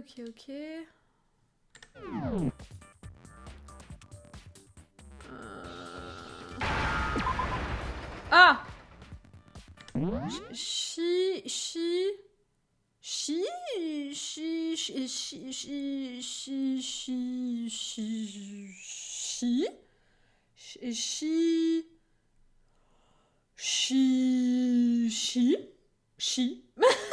She what? She... There was something in the case file that said the killer fled from the scene in a panic, and that sounds like someone with hemophobia. Ah, you're right. She... I don't know, she... No. She... No. Oh, fuck. She... Huh? She's something. Huh? Ah, but I don't know this word. She's what? Shizo? She's... Oh, Shizo? It's what, Shizo? Shizo. It's what? Now I understand. Ah, Schizo! Is it because Genocide Jack has a split personality? Oh la. I'm so sorry. Huh? I think I read that somewhere in the file too. They thought that the suspect might have, what did they call it? Dissociative identity disorder. Oh, okay. But still, to go and say that about Miss Fukawa is... But still, Ezilian, what you said about someone escaping the scene in panic, I think that it's what Byakuya is gonna use against her, but I still don't think that she has what needs, what she needs, to be Genocide Jack. I still don't think so. Maybe I'm too much in denial. Perfectly acceptable. Toko's strange behavior after seeing the body is proof enough that she has a split personality. The one thing that shows Toko could have a split personality, it has to do with her behavior. Her behavior changed. I got it! You're talking about how she started acting totally different than usual, right? That's right. Think back. She fainted when she saw Chihiro's corpse, and then, when she woke up... I'm fine. That's a dead body. Oh, you're dead. Yeah. She must hit her head really hard when she fainted. The world has a front and a back, a top inning and a bottom, a sea of truth and a web of lies. Okay, we're not gonna relieve everything. She was acting funny, that's for sure. That melancholy tone of hers completely disappeared.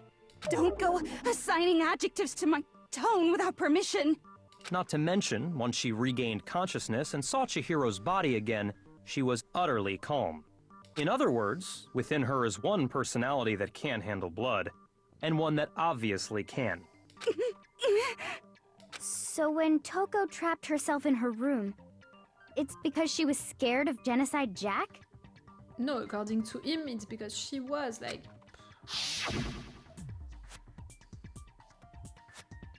I won't let Genocide Jack have control. Have control of her body! Have control of her body! Oh, Ezilian, you're right. I won't let Genocide Jack have control of my body. I'll drive out the killer, drive out the murderous fiend. The reason she locked herself in her room wasn't to keep other people from getting in. It was to keep her other personality from getting out. What? Toko was afraid. Afraid of the murderous fiend inside of her. Of killing even more people. Yeah. How can you know all this? I do believe you misunderstood her. What she's trying to say isn't, how can you know all this? No. What she wants to know is, how could you tell them? Huh? Last night, just before Monokuma gave his motive speech, Toko and I had a strange conversation. Ah, the promise? She told me a most interesting story. So before Chihiro's murder, you knew she had a multiple personality disorder. She said a murderous fiend lived within her, and she was afraid it could appear and attack at any time. Okay, and that she was Genocide Jack. You knew about it before Chihiro's murder. Byakuya, you killed Chihiro. But the fact that Toko is truly Genocide Jack. Remember that Toko was the one that I put first on my killing list. I wanted to kill her first. So in fact, since the beginning, I want to kill first the serial killer of this game.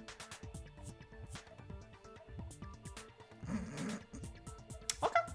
And that trepidation is what's caused her to have such a bleak attitude. Isn't that right, Toko? This is all a lie. Right, Toko? You said you wouldn't tell anyone. The promise. What? You promised! I can't believe you lied!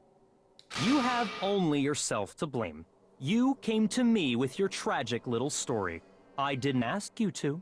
This is the real world, not some romantic fantasy fairy tale. Oh, she told you because she loved you. Besides, you broke your promise first. You said that as long as you were here, no matter what, you wouldn't let Genocide Jack kill anyone. But in spite of that promise...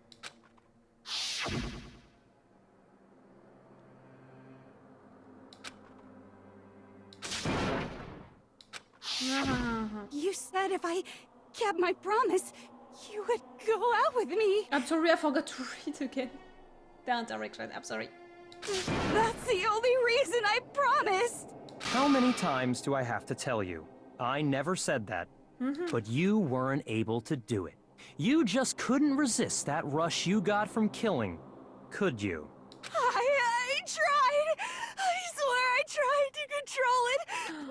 You killed all of these people. Like, even if you didn't kill Chihiro, we're gonna keep her inside of the school with us? A serial killer? But your efforts were useless. What a disappointment. I hate you. Well, the opening act is nearly finished. All that's left is to hear from the person in question directly. Genocide Jack? The person? We're gonna summon Genocide Jack? You don't mean... Toko's body suddenly lunged backwards. A huge thud echoed across the courtroom, but in the next second... Well, hello there! Is it me you were hoping to see? That's Genocide Jack! Okay. What the heck? So you figured it out, huh? Well, whatever. What are you gonna do? I'm the ultimate murderous fiend, Genocide Jack! Or better yet, let's go with Genocide Jill! Ah! You were not taken for being a writer! You were taken because you were a murderous fiend! Okay, I have to rewrite that on my little notes, you know. Okay, not writer, in fact, murderer. Fiend. Excellent, really excellent. What the fuck is this? Toko, what happened to you? Not Toko, that's a loser name, and what happened is a textbook split personality. So what if one of them happens to be a serial killer? You should turn a blind eye to one's faults. Oh wow. So intense. Too much for you. Like they say, sound in murderous mind, sound in murderous body. This one is so different from the one we've come to know. Yes, well, the world is composed of a front and a back, you know. Just like how every inning has a top and a bottom, or how in the depths of every truth lives a little lie. Behind every dark and gloomy soul lives another that shines as bright as the sun! This is the murderous fiend Genocide Jack? This is beyond insane! Miss Jack, Jill, can I ask you a question? What's up? Some of us think you might be the mastermind behind our entire situation. What are your thoughts on that? Well, I'll tell you, I am the mastermind of all masterminds! Just kidding! Then it's not true? Nope. Of course it's not true! How dare you try to link me to that creepazoid? No, about the murder, shut up. And another thing, the police and government and society in the outside world are totally powerless! I mean, they just let this idiotic, bloodthirsty maniac go buck wild all over town! Harley Quinn, yes, a little. Sure, I'm a bloodthirsty maniac, but life is pain, right? To live is to hurt other people. It's a necessary evil if you want to survive. The act of living itself causes pain for everyone. Just kidding again! This should be enough to convince you. This murderous fiend is responsible for Chihiro's death. No. There's clearly a motive, so there should be no doubt. No. A motive? Remember what Monokuma told us? If someone didn't murder and graduate within 24 hours, an embarrassing memory or secret would be revealed. I'm sorry. Fuck, he thought about everything, huh? Well, let's assume that Toko's secret was about Genocide Jack. If a secret like that came to light, Toko's life would have undoubtedly been forever ruined. So she had a very clear motive to never have that side of herself exposed. Interesting. Very, very, very interesting. But sorry, as much as I hate to admit it, I'm not the culprit. Yes or not? Huh? But I cannot imagine anyone other than you could murder someone in such... I can. Maybe so, but nevertheless, it's the truth. Do you really expect any of us to believe you? I do. Yeah. I could never believe a word you say, you monster! I can! Maybe she's totally right about that, but something is still bothering me. What she said, I need to get some more details about all of this. Oh! What is my bullet? Status of the dead body. Okay. A contradiction. You're aiming for a contradiction. Sorry, but I didn't kill anyone! You say that, but do you really expect any of us to believe it? Perhaps if you had an alibi, that would change things. Oh, an alibi, huh? Now we're talking! When you compare your past murders to this incident, the modus operandi matches completely. No. What more proof Ew! do we need? I aimed for it! Give it up. Sorry, I but need to I didn't kill calculate anyone! in advance when You to say aim. that, but do you really expect But I any can't of when us it's to the first believe time it? that I'm reading Perhaps if you had an alibi, that would change things. Oh, an alibi, huh? Now we're talking! When you compare your past murders to this incident, the modus operandi matches completely. No, that's wrong!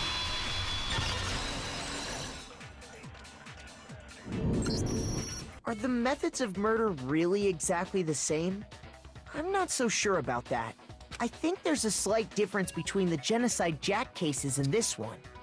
The message, the rope, and also the scissors. Huh? How's it any different? Uh-oh, you don't know? Well then, human garbage, let me tell you! I murder with passion and conviction. I consider myself a professional, and I have a very particular way of doing things. Imagine you go to a fancy Italian restaurant. They're very picky about the noodles, the sauce, everything. But what happened to Chihiro? It'd be like if that same Italian restaurant started using ragu or Chef Boyardee. This is no creation of mine. Let me rephrase that in a way that maybe makes more sense. There are two clear differences between the Genocide Jack cases and this one. There's one clear difference between the murders. In the photos from the other Genocide Jack cases, look at the neck and stomach. Here should Here you'll see a clear difference, the style of the bloody message, the victim's fatal injury. But both, for me, it's both. So I'm gonna go for one, the injury the because cause of you death only is noticed different. that. In the Genocide Jack murders, all the victims were killed the same way. According to the case file, they were all apparently killed with a pair of scissors. But Chihiro died from a blow to the head, right? Ah, yes. That is remarkably different from the other murders. Wouldn't it be strange for someone who kills the same way without fail to suddenly change their method? And there's more. One more conflicting detail. That's right! In my recipe of murder, if the bloody message is the tortellini, then the arrangement of the body would be the pesto sauce! Could you please stop comparing killing people to cooking? So, are you saying the other difference has to do with how the body was arranged? That's right, the second difference is related to how she was suspended. Okay, the rope. In the photos of the other Genocide Jack cases, all the other victims were stabbed through their hands. Here you'll see a clear difference, how the body was posed when she was suspended, what was used to suspend her. I got it! Do you remember what the killer used to suspend her? They used some kind of rope to hang her up by her wrists. What is your point? Well, in all the previous Genocide Jack cases, something else was used to suspend them. Specifically, pairs of razor-sharp scissors. And guess what? I used my own specially designed scissors for the murders and the arrangement! I just thought about it. With all of the presents that we had, that we received at some point a pair of scissors. Maybe at some point I can offer my scissors to Genocide Jack? Like I said, I'm a professional, so naturally I'm very picky about the tools I use. And you know what else? Yeah. Big Mac said there's 2 differences, but he's wrong. A third difference with how it's written, right? Big Mac? Are you referring to me? Yeah. Listen up, Big Mac. There's actually one more difference. Is she gonna talk about Huh? what? My word, you really didn't notice? Take a look at who the victims were in each Genocide Jack case. Who they were? I know, I thought that she said my word, like my words, those I wrote. Oh no! I didn't pay attention to the names. There's a pattern there, just waiting to be discovered. A pattern? Figure that out, and it'll be plain as death why I couldn't have possibly killed that little lolly girl. Let's see. There was a pattern surrounding the Genocide Jack victims and Chihiro didn't feed it. If you look at the names of every victim, what you will notice is... Oh fuck... They were not a bullet, their names... I can't remember. Chihiro was her lover, Chihiro was her friend, Chihiro was a girl. Chihiro was a girl. I got it! Is it because Chihiro was a girl? Bingo! Bullseye! Right on the money! Yeah! What are you talking about? She's talking like Monokuma. In all the Genocide Jack cases, all the victims had something in common. Oh, well, okay, we're not gonna review all of their names. They were all guys? That's right! The people I kill with such passion and conviction are all adorable little men! From 14 years old to I don't know how much, but you killed a 14 years old!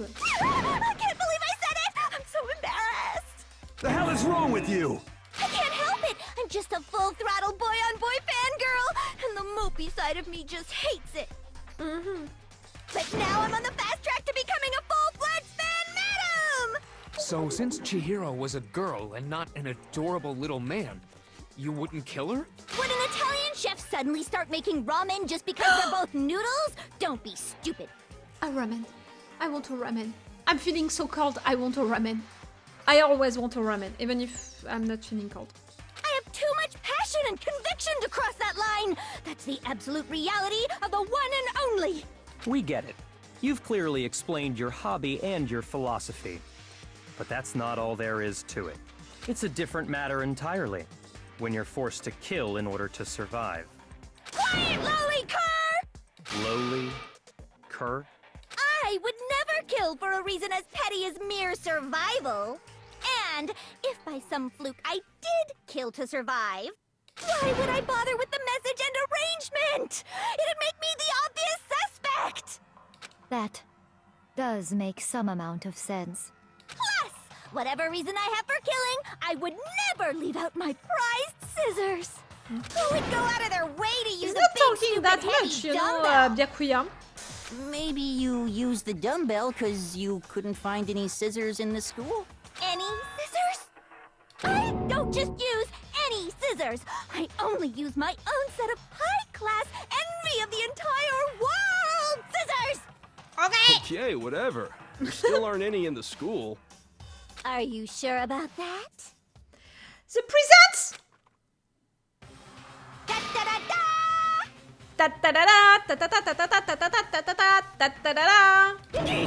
She's fully equipped!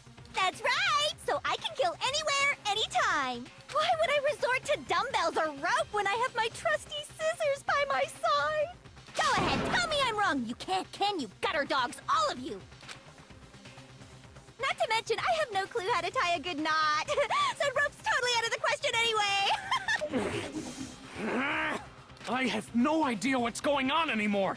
Could such a heinous villain really be innocent? And stay living with you after this trial?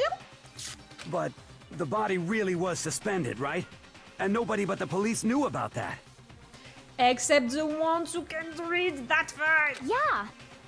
That's why we figured it had to be the real deal and not some copycat killer or whatever. Actually, hold on, there is one person. One person who could have copied the Genocide Jack cases. Ah! Okay. I know who I'm looking for. I know who I'm looking for. Where are you? You are there. Here's my answer. Byakuya, it's possible you could have found out, isn't it? You'd have no problem gaining access to classified government documents or internal police records. Plus, you'd already looked through the Genocide Jack file before this all happened, hadn't you? Are you saying Mr. Togami did it? Then the reason he pushed the theory of Genocide Jack being the killer so hard was because he wanted to pin the crime on her. Yep. So, he rearranged the scene to disguise it and make it look like I put my stamp on it. Yep. The adorable glasses man was behind it all. Oh, I'm on fire! This girl is on fire. Well, Byakuya, what's your response?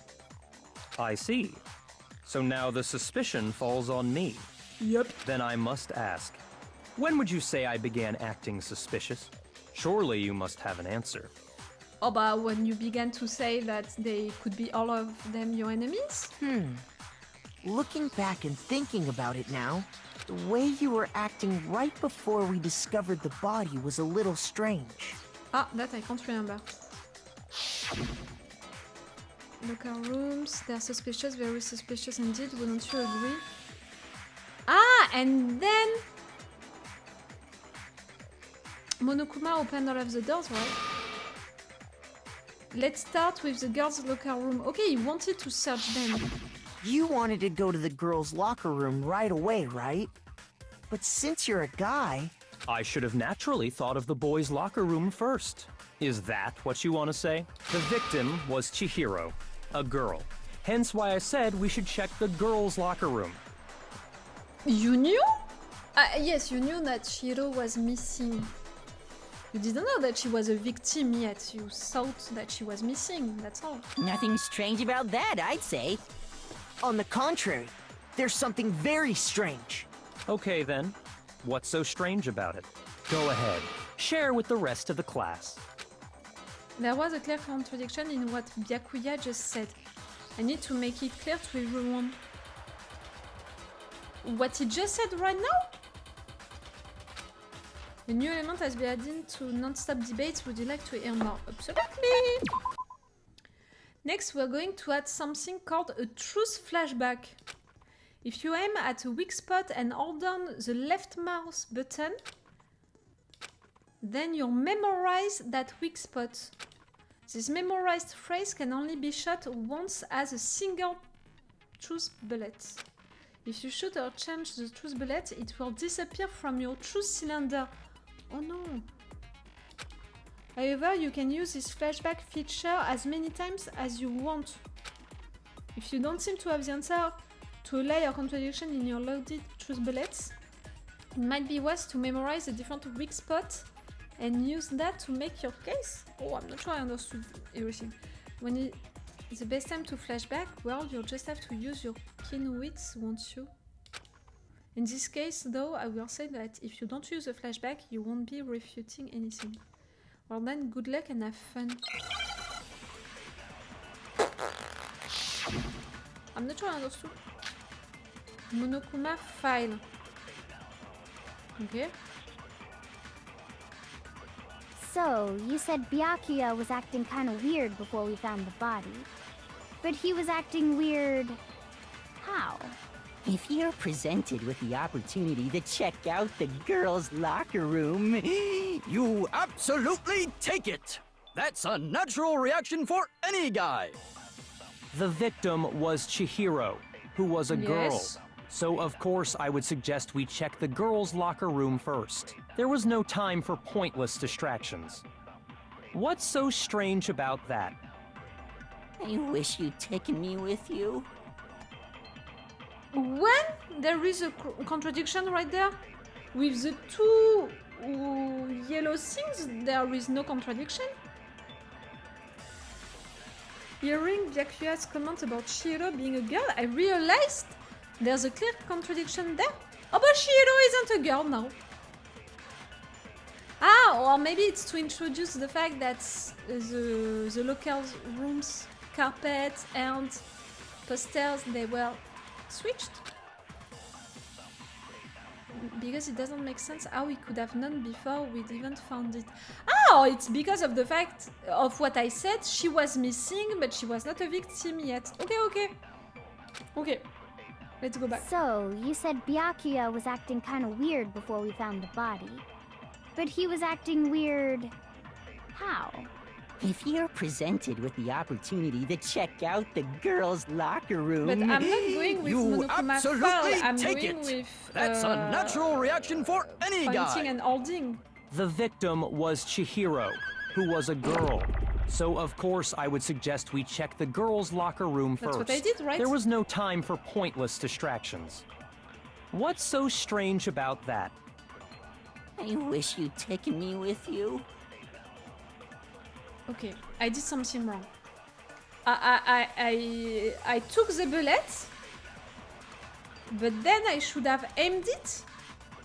I need to aim it after So, that. you said Byakuya was acting kind of weird before we found the body. But he was acting weird... how? If you're presented with the Now it's my opportunity bullet. to check out the girls' locker room... You absolutely take it! That's a natural reaction for any guy! The victim was Chihiro, who was a girl. Oh, mais fuck! But I aimed for the wrong thing. I had only two yellow sentences. I should have aimed the first one. Yes, maybe it's the first one. Shoot! So, you No. said Byakuya was acting kind of weird before we found the body. Me! I don't get it. I have only two yellow things. Or maybe now I have a third yellow thing. So, you said Byakuya was acting kind of weird before we found the body. But he was acting weird...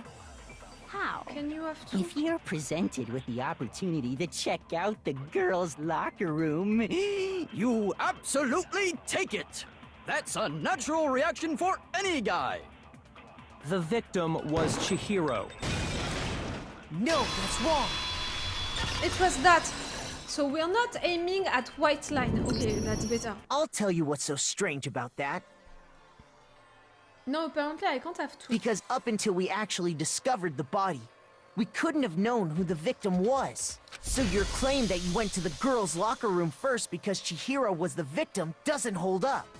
I see. That's a good answer, I must admit. Interesting. Very interesting indeed. But your reasoning is still too weak. Huh? What's wrong? Is that it? Surely you've got more than that. Go ahead. Show us. What's with Byakuya's attitude? It's like he doesn't even care.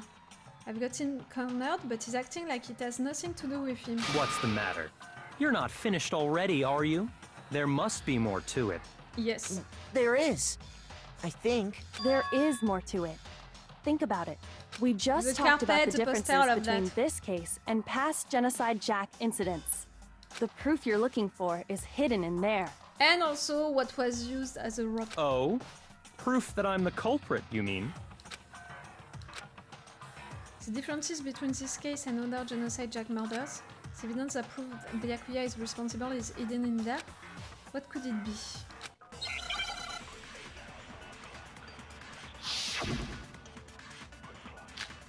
Library desk lamp, okay. What? The difference between the cases? You want me to explain it again? When I want to kill, I use my very own special scissors. And I use those same scissors to arrange the body. Yes. But Chihiro was suspended with... It was some kind of rope. No. Was it not? No. That's right! It absolutely was! Then there must be something very fishy indeed about that rope. Hey, Byakuya, where'd you get it from, huh? I'd never seen that rope before in my life. Wrong! No, that's wrong!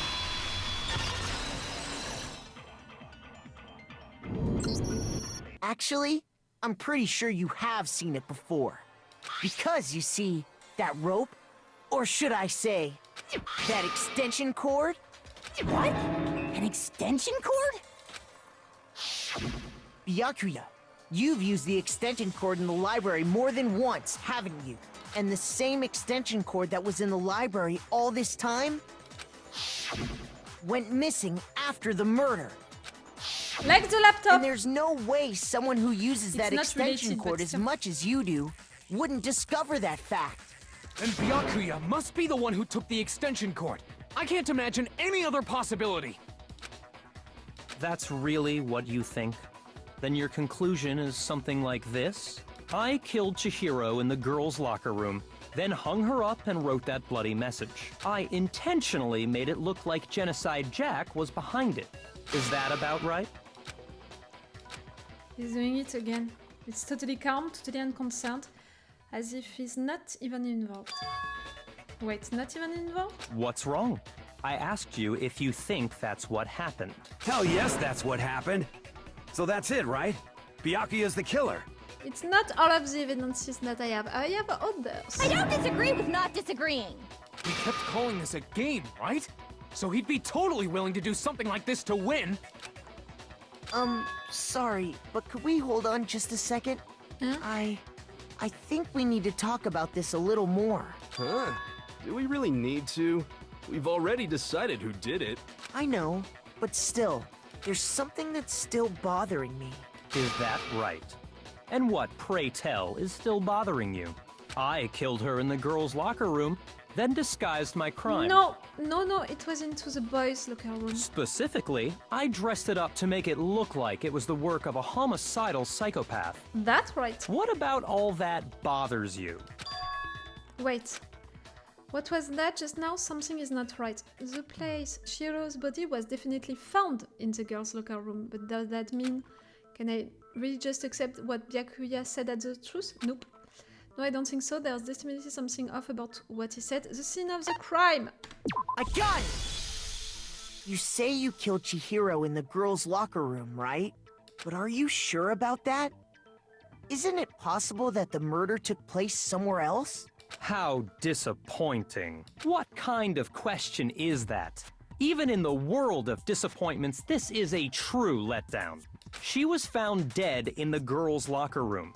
There is absolutely no question about that. Found? Not How killed. could the scene of the crime have been anywhere else? Well, I think it's entirely possible that she was killed somewhere else, then carried there later, along with the rest of the murder scene. Yep. The rest of the murder scene? Carpet and poster. That was awfully specific. Please tell me you have a reason for saying all of that. I believe I do. Hey Byakuya, did they just take you off guard?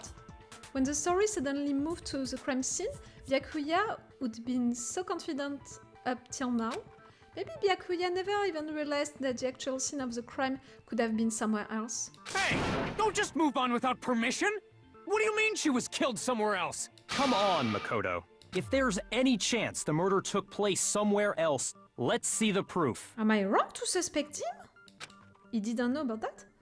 Evidence that shows the murder took place somewhere else. There was something that was switched between the boys' and girls' locker rooms. Yes. The carpets. And also the posters. I have two things. But he's saying one thing. So let's begin with the carpets. No, first I have to prove the scenes were switched. Ah, okay. Okay. So it's a poster. I got it! The proof that she was killed somewhere else is the poster that's hanging in each locker room. Your proof is some posters? With blood on it. The poster in the girls' locker room was a picture of a big-boobed supermodel. But don't you think that's kind of strange? Why would the girls' locker room have a poster like that? I bet those massive jugs of hers were totally fake! Okay. Meanwhile, the boys' locker room had a poster of the super popular boy band Tornado. Again, that doesn't really seem to belong in a boys' locker room. So you're saying that maybe the posters were switched? Because it had blood on it. And there's one other thing I noticed about the locker room. You know what I'm talking about, right, Sakura? You're referring to my protein coffee, aren't you? Protein coffee? While I was in the girls' locker room earlier, I spilled some protein coffee on the carpet. But I noticed that after the murder, the stain had been totally scrubbed away. Nope. No, it's not that the stain was scrubbed away. It was moved. So now, I have it. I got it! The stain on the girls' locker room carpet wasn't scrubbed away. In fact, I found it on the boys' locker room carpet. That's definitely the stain from my protein coffee. Then, does that mean that the carpets were switched too? Maybe she's ready to kill him, you know, to kill... maybe it's that! She's ready to kill Byakuya herself, and because we also are killing Byakuya, she's gonna get killed. And that way we're not gonna live with a serial killer for the rest of this game. Maybe. But why would anyone do that? To move the murder scene from one locker room to the other. It's certainly plausible, don't you think? What? In other words, in order to completely swap the scene of the crime, the blood-stained poster and carpet were moved along with the dead body.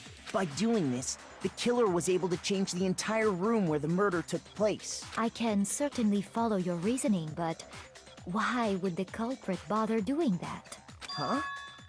To try to put the blame on someone else? Why would they go to all that trouble of switching the scene of the crime? Actually, an even bigger question. If the murder did take place in the boys' locker room, then how did Chihiro get in the boys' locker room in the first place? She took Leon's handbook. To get into the locker rooms, you have to swipe your e-handbook across the card reader device. But Chihiro's handbook should have only allowed her access to the girls' locker. She had no way to get into the boys' locker room to begin with. I clicked too soon. No, she did have a way, and I can tell you what it was. Because you checked the scenes. I highly doubt that. Once. Shut up! I'm telling you, I know how she could have done it. Is he right? Could Chihiro really have gotten into the boys' locker room somehow? Yes!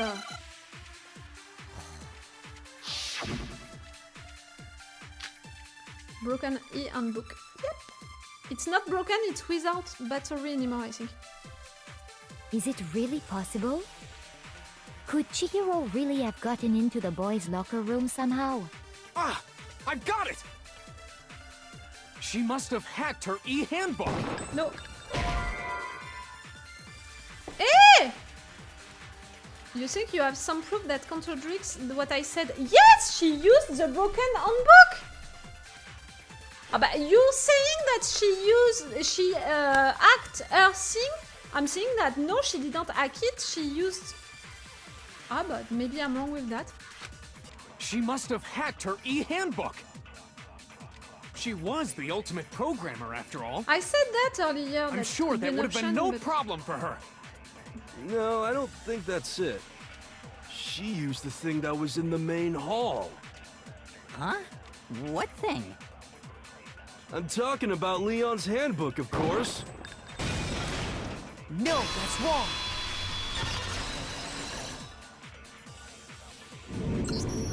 No, I don't think Chihiro used Leon's handbook. We were wrong, Ezilian. We thought that, right? Why not? Because it was broken? Because Leon's handbook was broken. But when? Oh. Well, then, yeah, I guess that'd be pretty impossible, huh? I am struck silent by how quickly you gave up. Plus, isn't there a regulation against using someone else's handbook? It's okay if they're dead. Actually, the rule states that loaning your handbook is prohibited. It says nothing about borrowing one. In other words, you could borrow a dead person's handbook all you want, and you'd be safe. That's what you did with her handbook, Chihiro's handbook. Yup. Hit the nail square on the noggin. Of course, if it were broken, that wouldn't make any sense anyway. So then, she must have hacked hers, like I said. She used her ultimate programmer skills and... Psst! You can't fix an e-handbook. The instant you open one up, a security buzzer starts blaring. Okay. So, if she didn't use Leon's handbook, and she didn't modify her own handbook... But I don't know. Maybe Mr. Naegi's initial assumption is just wrong? It seems like there's no way she could have got into the boys' locker room. So I guess so. What did she do? Okay then, I vote for Byakuya. Is that it then? Chihiro was killed in the girls' locker room and Byakuya is the one who did it? Really? Byakuya is the one who did it, but she wasn't killed into the girls' locker room. She was really killed into the boys' locker room, but we didn't resolve the solution about how. But still, I don't know what else I can do. Hold on a second. I agree with you, though. I think you're on the right track. What the? You finally decide to Blech. open your mouth and that's what you've got to say?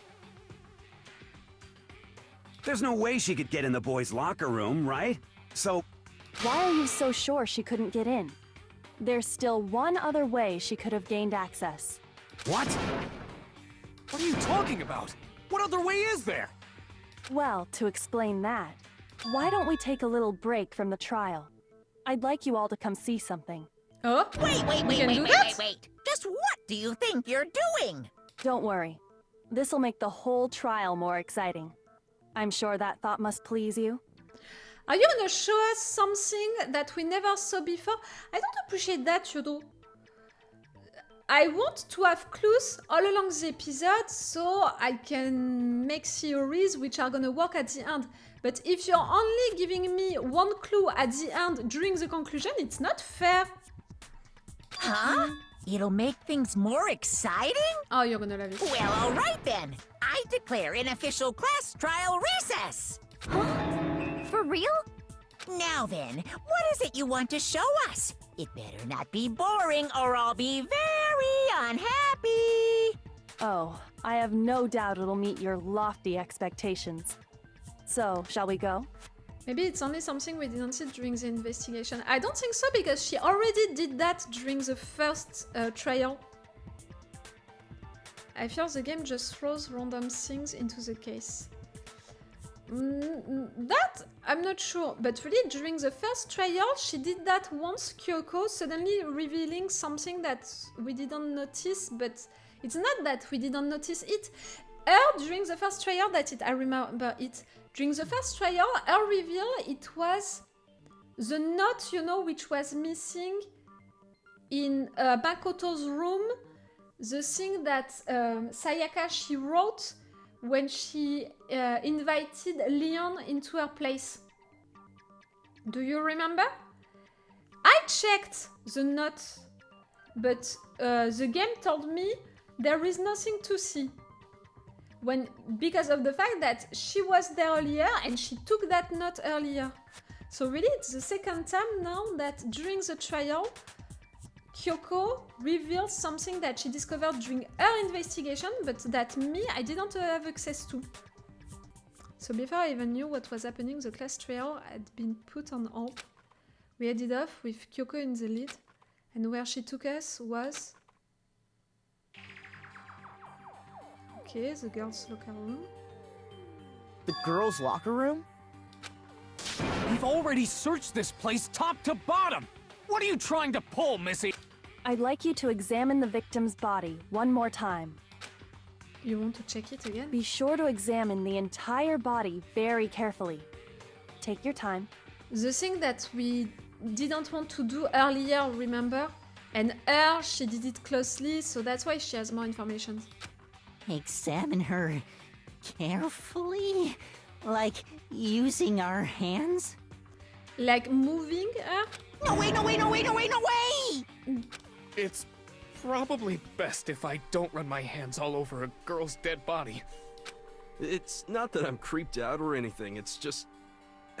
based on religious grounds, you know? Yes, she's still here. The body is removed only after the trial. Very well. I'll do it. Okay. But you're a girl. You shouldn't have to touch a dead body. Just let one of the boys do it. Oh, stop with the misogynist remarks! No, it's okay. I think Chihiro would rather have a girl examine her. So just leave this to me. Sakura. What is this? Some kind of secret girl-on-girl action? Is that what you two are about? Oh, shut up. That's not it at all. Stop screwing around. Okay, here I go. I'm sorry, Chihiro. Please excuse the intrusion. Putting her hands together in a brief prayer, Sakura then began to quietly examine her body. Be sure to check her entire body, and I believe we will solve this particular mystery. Her entire body? I know you say that, but... What? This is... What is this...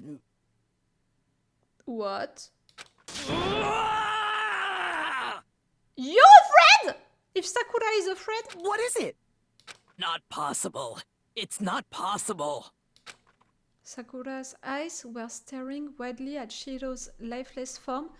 Her massive frame trembled. This girl is...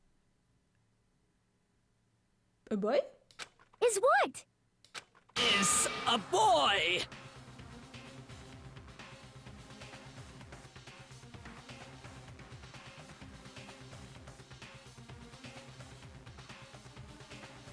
That was her secret? Ah, that's why her handbook opened the boys' locker room. As I said, random things. But clearly right there, I couldn't guess that. Oh, and I shipped her with Mondo. I'm not sure that Mondo is open to the LGBTQ community. Ah, I see. So she was actually a he. No! Interesting. Thank you for confirming this fact. Ah, we are gonna have homophobic lines now? She was defining herself as a she. So she was a woman, a girl, not an he, not anything like that. Okay, now it's gonna be the time when I'm gonna get even transphobic, I think. Yes, transphobic, homophobic, you got what I meant. Okay, so far we had misogynist lines, we had sexual harassment, we had grossophobia lines, and now we have transphobic lines. So cool. What? You're joking, and that this right? game is transphobic. I wouldn't joke about this. Then it's That's really true? I knew Celeste was innocent. At some point, she's gonna be guilty, you know? Oh, killed. Chihiro was a guy? A trans woman. Oh, what? You guys didn't know? Heck, I knew that right off the bat. Chihiro Fujisaki was totally a guy. A trans woman. He was a cross-dresser? Oh, no, I'm really on fire! I wish I had killed him! And no. So that's what Kyoko wanted to show everyone, huh? Interesting. Yes, that certainly does make things much more exciting. Chihiro never said they were a girl. I think that at multiple occasions she said it, even, you know, during that discussion with Mondo accusing her to be weak and all because she's a girl and all. She never refuted that, you know, she never denied that, and you know, it's really rare for someone to say, hey, I'm a girl. But I think that she defined herself as a girl with a she let people use a she, her to talk about herself, so she defined herself as a girl. If she's letting people using she and her to talk about herself, she's a girl. And a trans woman doesn't have to be like, hello, I'm a girl, or hello, I'm a trans woman to be a trans woman. I don't think the killer is deducible. I think the game just throws random plot points into the story as plot twists, so you can't really deduce anything. Right there, if you're considering it, you know, for the story, okay, it's an important reveal, but for the story, not that much. It's just something to justify the fact that, yes, the two rooms were switched, you know, and to have that little moment. I'm not seeing it, you know, as something, in fact, that much important for the story. It's just to explain the situation with the handbooks. Now let's ride this wave of excitement back Which to the means courtroom that and get Monokuma is back also to the trial. transphobic, because it means that Monokuma gave her a boy handbook. Ahem. I do apologize for keeping you waiting. Now then, let's resume the class trial. We've all just learned of the shocking revelation that Chihiro was actually a boy. Let's pick up from there. Yes, well, I don't know his reason for hiding it, but the fact is, Chihiro was not a girl, but a boy. Trans woman. She did, but that's why she got the training clothes from the warehouse. Ah, she went into the warehouse to find girls' clothes, training clothes, that's what you mean? Because Monokuma gave her guys once, because he's considering her as a guy. To think that Chihiro was actually a trans woman, the thoughts had never even crossed my mind. And because the victim was male, he would have had no problem gaining access to the boys' locker room. Assuming his handbook did, in fact, list his gender as male, then yes, that would be true. Of course his handbook said he was a boy. He dressed like a girl, but he was a boy through and through. Oh!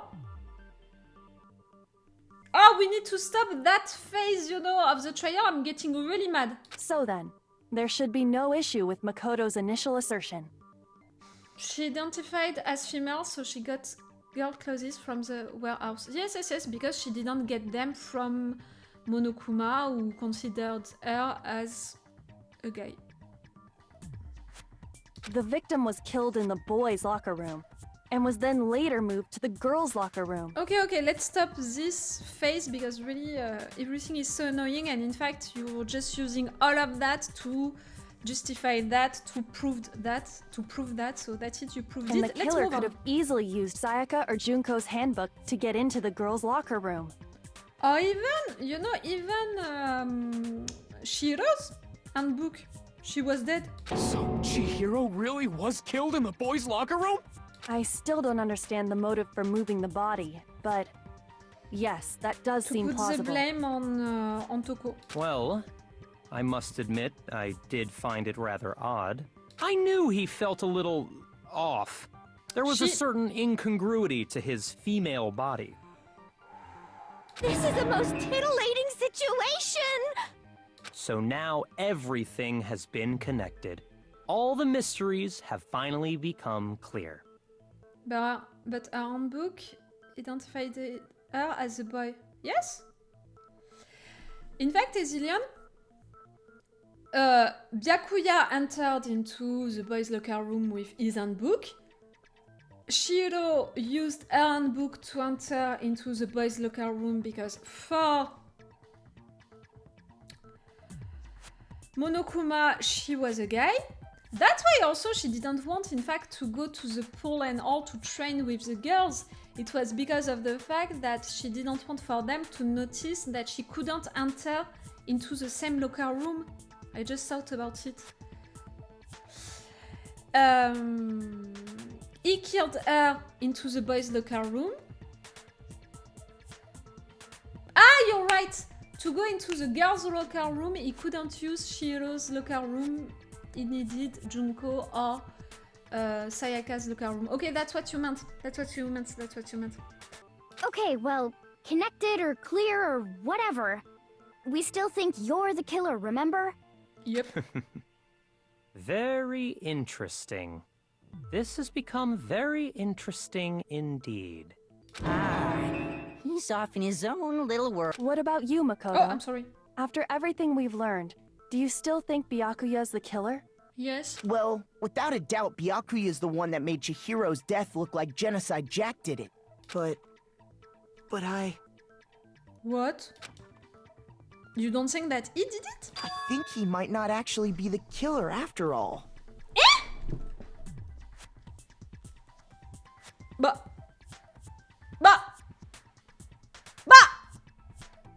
if it's not him, I don't know. What? But aren't you the one who accused him in the first place? He just seems to be too easygoing about all this. Because like he's too enjoying arrogant. us solving the mystery. He's too arrogant. The way that's he's all. acting, it makes it seem like it doesn't have anything to do with him.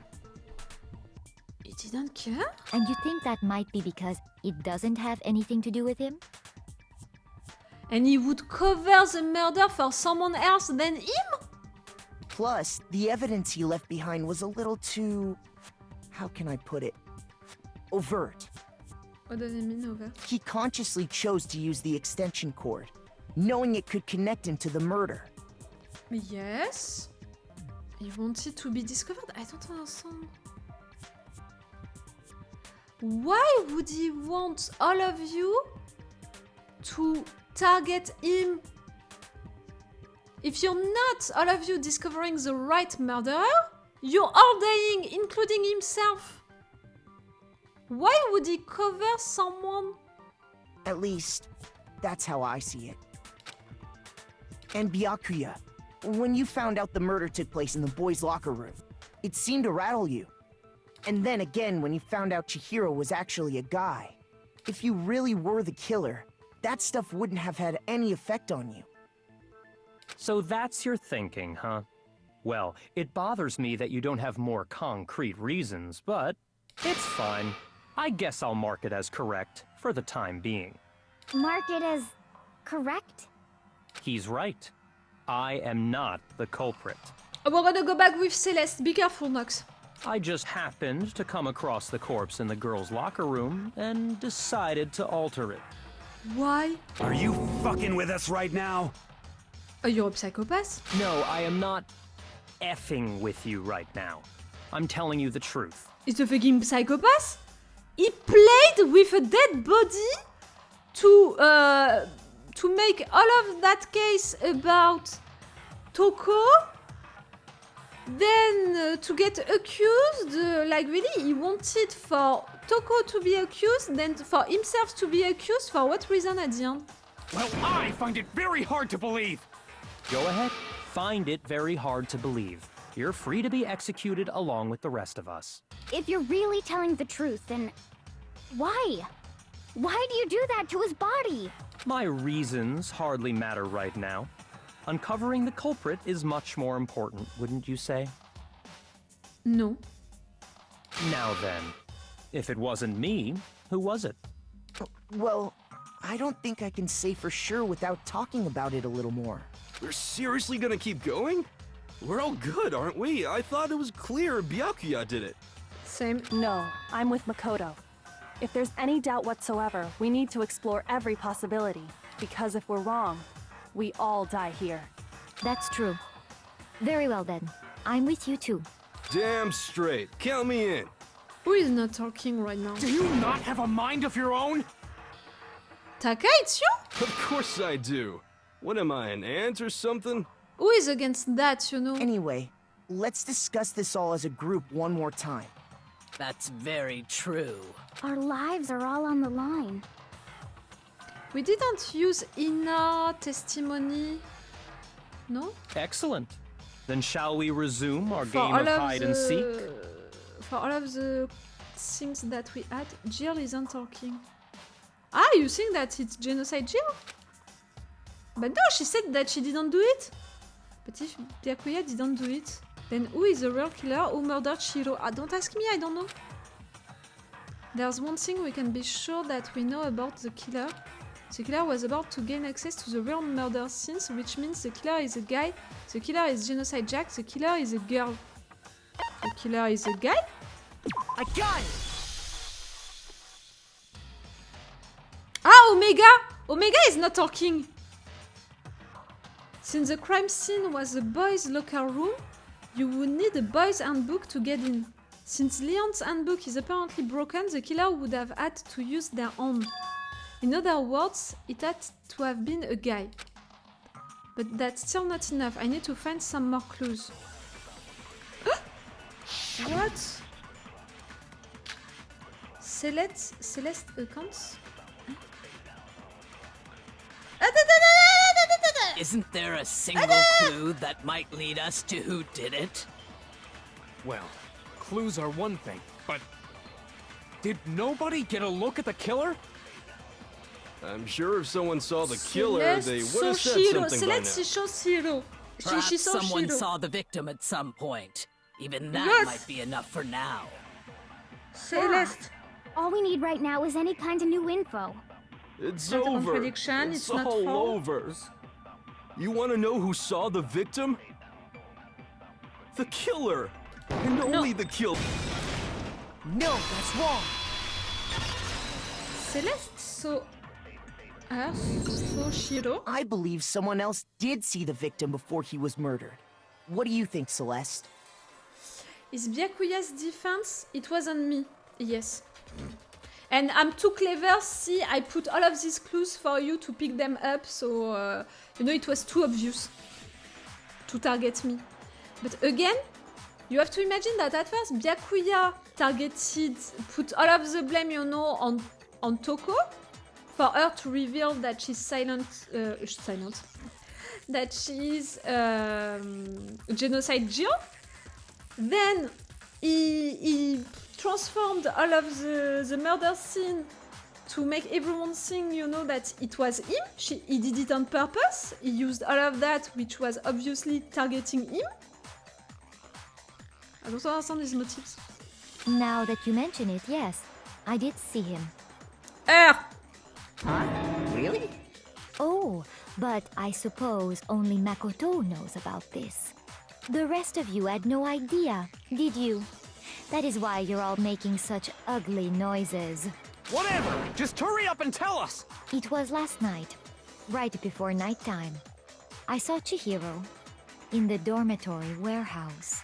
She didn't kill him, but you know that at first I was suspecting her, but not that she did it, but that she told Omega to do it, you know, a fanfic guy. I saw him stuffing a track jacket into a duffel bag, and then, I assume, he headed off to exercise. A track jacket and a duffel bag? But we didn't find anything like that at the murder scene. True. It seems likely that the culprit destroyed them to get rid of any evidence. And that is when he said something that struck me as rather odd. Shit. I'd better get going. I'm kind of in a hurry. Yes, she had an appointment with someone. So it's not with Byakuya.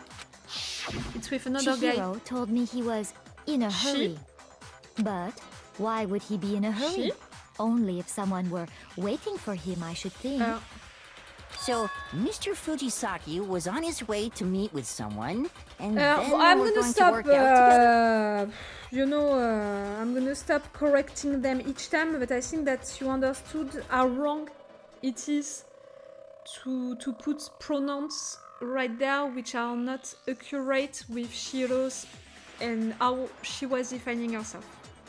But Hina and I had invited him to exercise with us plenty of times, and he always declined. Because she didn't want for you to see that she was not using the same locker rooms, because she knew that you would judge her, all of you. Probably because he was afraid you'd find out the secret he was hiding, right? Which means that conversely, he must have trusted whoever he was meeting with very much. So someone knew her secret? Enough so that he was willing to risk his secret being revealed. What a marvelous friendship! The point is, whoever he met up with is the culprit, right? Boy. So we just gotta figure out who it was. Mondo! I shipped Chihiro with Mondo. It's Mondo who did it? Mondo didn't talk that much in the beginning of the trial. But knowing what we know, I can't even guess. No. You already have what you need to make the connection. Huh? You know who the killer is. I know. Seriously? Or Taka. Taka is really nervous about everything. Taka is really nervous. Mondo was closer to her, but Taka is nervous since the beginning. So much transphobia just to get to the point she trusted her murderer, clearly. And about the fact that she had access to the boys' locker room earlier. Mondo, funnier guy. Yes, the biker. Mondo or Taka?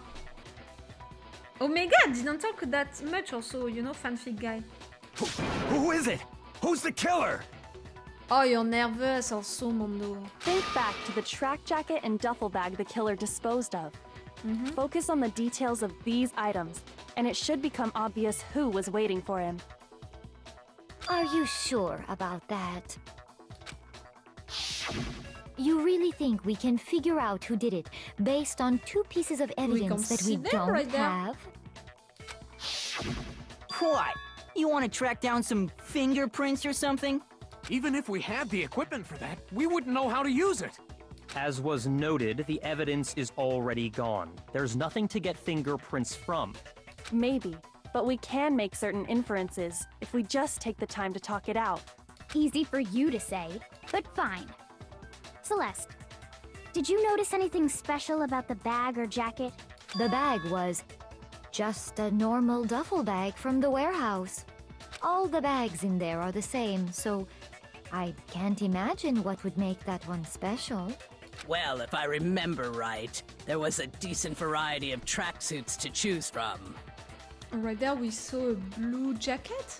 Do you think there might be some connection between the culprit and Chihiro's jacket? Perhaps. Let's explore that and talk a bit more about the jacket he took. Does Chihiro's track jacket really hold some clue about the killer? Somehow it's really hard to believe. Ah!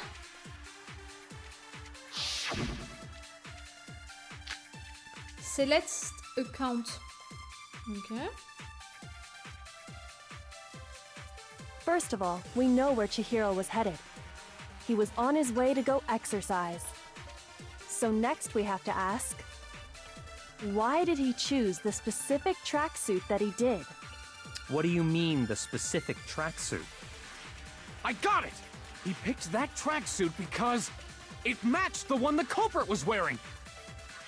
So, what you're saying is... Why? The killer was wearing the same blue tracksuit as him? My tracksuit is black. I don't even have a tracksuit. 'Cause exercising sucks. I have a don't see white anything tracksuit wrong. personally. I got it from the warehouse, if you must know. Did any of that really help us get any closer to figuring out who the culprit is? No way. Not a chance. What was wrong? You heard him, right? What he just said without even realizing it? Maybe it's once again something that I have to use. It's a contradiction. It was a contradiction moment that one of these guys said something wrong. I should have created a new bullet. I should have created a new bullet. Neither tracksuit was gone or bag. She's right. What he said just now is really odd. How did he know something like that? Fuck, I didn't pay. First of all, we know where Chihiro was headed. He was on his way to go exercise. So next we have to ask, why did he choose the specific tracksuit that he did? What do you mean, the specific tracksuit? I got it! He picked that tracksuit because it matched the one the culprit was wearing! So, what you're saying is, the killer was wearing the same blue tracksuit as him? How did you My know that? tracksuit is black. No? I don't even have a tracksuit. Oh fuck! I'm gonna 'Cause have to redo exercising that. sucks. My tracksuit is black.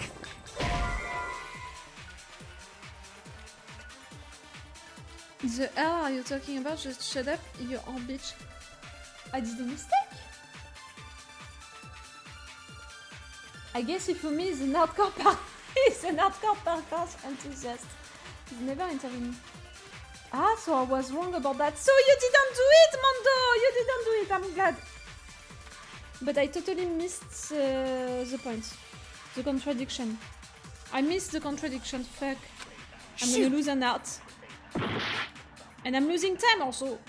I have a white tracksuit personally. I got it from the warehouse, if you must know. Did any of that really help us get any closer to figuring out who the culprit is? No way. Not a chance. You heard him, right? What he just said without even realizing it? Clairvoyant guy said that he got that suit from the warehouse, so it should be blue. I have a white tracksuit personally. Oh no! What you're saying is, I have absolutely no idea. I don't understand. Celeste said she did take a bag and a tracksuit, so she must have seen it at some point. But they said that there was many different suits, not that they were all blue.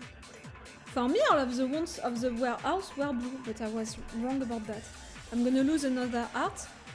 I can't see. Maybe I'm wrong about the bullets. Maybe I have the wrong bullets. Maybe I need to take the bullet of the clairvoyant guy saying that his was white and then target Mondo saying that it's blue with that? It's the thing, you know, with the fact that in the warehouse you can find also a white jacket and Mondo doesn't know about it. Maybe in fact I had the good things, you know, since the beginning. It's white and blue, but I didn't use them. You don't have to copy a bullet. Ah! I don't?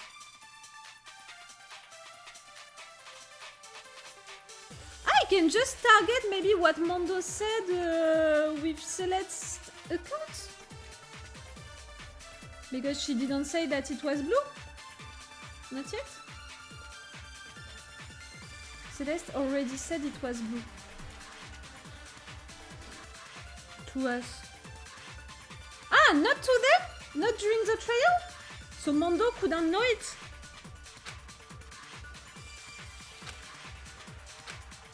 Oh, I'm sorry, the number First of of all, times that we we know heard where of that Chihiro was story. headed. He was on his way to go exercise. Not to the war room. So next we have to ask, why did he choose the specific tracksuit that he did? What do you mean, the specific tracksuit? I got it! He picked that tracksuit because It matched the one the culprit was wearing! So, what you're saying is, the killer was wearing the same blue tracksuit? No, that's wrong. Mondo, you did it. Fuck you, Mondo! I thought that I could ship Hold you on a second, with Mondo. Chihiro when in fact... What did you just say? You killed her. You killed her, Mondo! I knew... Oh! That it was not LGBTQ friendly because of what I said earlier, you know, about that potential ship now that you had that... Now that we had that reveal about Chihiro. Ah! Huh? What'd I say? But I did not know that you were the killer, and I still don't understand why Byakuya did all of that. When Celeste testified a few minutes ago, she said... Track jacket into the fur bag. She never said anything about the jacket's color. So why did you say Chihiro's blue tracksuit? What are you... You just... Hey, Celeste. What color was Chihiro's tracksuit? As a matter of fact, it was blue. It was blue. I think that I thought, you know, that she described the scene. I should really just take in consideration what they are saying. And before we began the trial, did you tell anyone that? The only one I told about any of this was you. Then, Mondo, how did you know what color Chihiro's tracksuit was? Mondo! Because Oh no, you were one of my favorites! I'm sure he saw the clothes at some point in the investigation. We're never gonna ride a bike with you. Oh. No, that can't be it. The bag and clothes were surely disposed of by the time we began our investigation. Then the only reason he could have known what color the tracksuit was is if he saw Cherry with it before he died! That's the only possibility! When Chihiro met you into the boys' locker room, you discovered the truth about her and you killed her for that? Is it a transphobic murder? Cherry? Are you talking about Chihiro? So, how about it? Did you see the tracksuit or didn't you? Just by chance. I just happened to see it last night. He walked past me, and he was carrying the tracksuit in his hands. She, her! No, that can't be it either. According to Celeste's testimony, she stuffed the jacket into her bag in a hurry. It was almost like she was trying to hide it. And just like that, she was gone. when Celeste noticed it, Chihiro made a point of making sure the jacket was completely in the bag. If you just ran into him briefly, you couldn't possibly have seen what color the tracksuit was. Yeah. It would appear you've dug your own grave. Perhaps. But you handed him the shovel, didn't you? That's why you said what you did. Focus on the tracksuit, you shut the fuck and it'll up. be I still don't obvious who he understand met why you with? did all of what you did. What a bunch of nonsense. Ah, now I understand. It was all one big bluff, wasn't it? Your true intention was to draw a slip of the tongue from the culprit. Maybe he just wanted for Toko to be discovered and then to play a little with everyone, but still to make obvious that he didn't kill the girl? Oh, I don't know. That's why you said you knew who did it, to put them on edge. That's right. However, Mondo was my target all along. I had my suspicions about him from the very beginning. You did? But why? What made you so suspicious? That's a good question. The way he talks, the way he was acting, because I hate him. Because I hate him, it's too personal. The way he talked, the way he was acting. He was acting. The way he was acting? No? There was a certain turning point that tipped me off. Maybe you didn't notice it, Mondo, but you tend to refer to men and women differently. You only call guys dude. For girls, it's chick. And you're saying that girls, you know, they are weak. And after he was killed, You happened to refer to him as dude. Once I picked up on that, it occurred to me that Mondo knew something we didn't.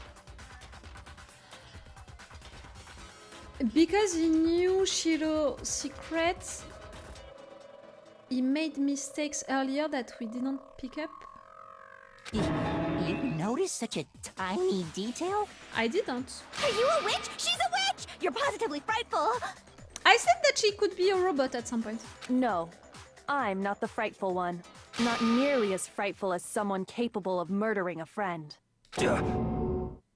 Mondo, A was it potential really crush. you? Did you really kill Chihiro? I didn't kill anyone! You've been all over me, judging everything I say, putting words in my mouth. What gives you the right to treat me like a goddamn criminal? Yeah! He would never do something like that! This is a false accusation! D'accord. It's true. My reasoning on that is pretty shaky. That was fast. Well, this does present us with a problem. It seems we are all out of leads. My time has nearly come. Ah, yes, you saw something with Celeste, you said earlier. That's what my little ghost friend is telling me. Oh yeah, that reminds me. Hifumi, weren't you telling me you'd found some evidence? Really? What kind of evidence? Actually, you know, now that I'm thinking about it here calmly, it might not be all that relevant. Let's try it. Jeez, does your confidence just get up and walk away? It's fine, man. Just tell us. If you really insist, then... Here it is. What do you have there? It happens to be an e-handbook. I found it laying on the ground, so I scooped it up. Chihiro? Handbook? Found it on the ground, right? Then it must belong to Mondo, Chihiro, mine. Chihiro? I got it! We know Chihiro's handbook was missing from the scene of the crime, right? For a fact. Where did you find it? Indeed. I was totally sure I'd found it. Then it must hold some clue about the culprit, right? Where did you find it? Well, that's what I was hoping. But it's busted. It won't even turn on. Where did you find it? I imagine the culprit broke it to get rid of any evidence after the murder. That's odd. I didn't think the handbooks were quite so fragile. You're right. They're not. They're totally waterproof and shock resistant. It would It's take an the awful second time lot to now break that one. One of them is getting destroyed, broken. And yet, this one does appear to be broken, as is Leon's, sitting useless in the main hall. For all your confidence, that is a remarkably high failure rate. Do you think there might be some kind of mystery in there somewhere? How precisely did the handbooks get broken? Ah! By exploiting a bug, by hacking it, by hitting its weak point. I have to cheat because right there I don't know. By exploiting a bug, by hacking it, he said earlier that you can't. By hitting its weak point. But I'm gonna go with the weak point because. I got it! You already told us before that the handbook has one weak point, didn't you? You remember that? Sure, maybe I let that slip. But I never told anyone what the weak point actually was. But You if the discovered it? handbook is supposed to never break, and two of them broke in quick succession, The Then same we person. can only assume that someone's figured out its weakness. You know what the weakness is, right, Monokuma? So, what? Oh! You're asking I'm sorry, me? what is it? I think it's a necessary piece of information if you want this to be a fair trial. But if I tell you, and someone else decides to copy it, that would be very not good. Just tell us already! Why would we want to break our own handbooks? Oh well, I have a weakness for pushy demands. But you're sure you won't follow their example? Then allow me to make a special announcement. The weak point of my cutting-edge e-handbook is... When it's exposed to high temperatures for too long, it will suffer a meltdown and totally break! The trash room? Ah, no, the sauna! The sauna, the sauna! I flippin' knew it! You knew it? Yeah, because I found the handbook laying on the floor of the sauna. The temperature in the sauna can reach over 200 degrees. Strange how And you Mondo don't get used the burnt, sauna with huh? Taka. It's because as your sweat evaporates, it creates a cooling layer of air around your skin. If the hot air of the sauna were somehow pushed directly onto your skin, you'd definitely get fried.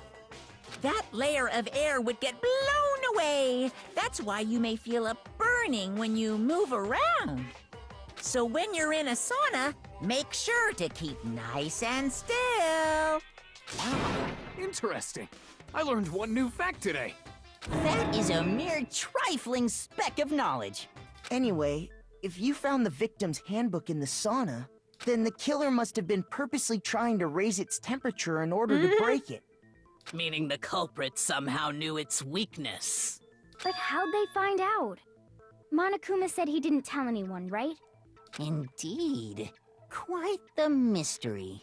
What if they found out by accident? Yes, when they used the sauna with Taka. What do you mean by accident? Show me yours, guys. Your handbooks. Taka and Mondo.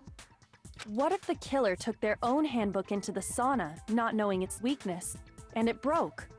They'd realize it was broken, of course, and it wouldn't be hard to figure out why. And once they had Chihiro's handbook, they knew they had an easy way to dispose of it. I won't say it's not possible, but who would have done something like that? I don't know of anyone who took their handbook into the sauna. I might know someone who did. Whoa! Seriously? I think the one who may have taken their handbook into the sauna was... Taka, who might have brought their handbook into the sauna. Guys, who refused into the sauna, you know, to take out their clothes? It was Mondo or Taka? One of them refused to get naked. I have to search into my memories. It was Taka or Mondo who didn't take all of the clothes. You know, for what I remember of that picture with the two of them inside of the sauna, I have the impression that it's Mondo. And the one everyone thinks is Leon is in fact Mondo. Huh? Ah, you think? Ah, maybe. And it got broken. It's Mondo? Select someone. It's Mondo, it's not Taka. Can I make a save? Oh, not during that moment. I'm gonna go for Mondo and not Taka. Here's my answer! Mondo, your handbook got broken in the sauna, didn't it? What? Why? Why do you keep accusing him? Mondo and Taka had an endurance contest in the sauna not too long ago, remember? And for the contest, I remember that Mondo Taka just was so happened naked to and keep not his school him. uniform on. But little did he realize, he'd also left his handbook in one of his uniform pockets. And when it was all over, Mondo discovered that taking your handbook into the sauna could easily destroy it. No, wait, hold on. You've got it all wrong. He would never kill. I don't accept this. Show me the proof. The actual solid proof. That's why you're defending him that much, because he's your bro. I don't want to believe it either, but I think that his handbook, you're right, Ezilian, right now, the handbook that he has with him, it's gonna be Leon handbook. Like, show us your handbook right now. But I found something that proves it's beyond a shadow of a doubt.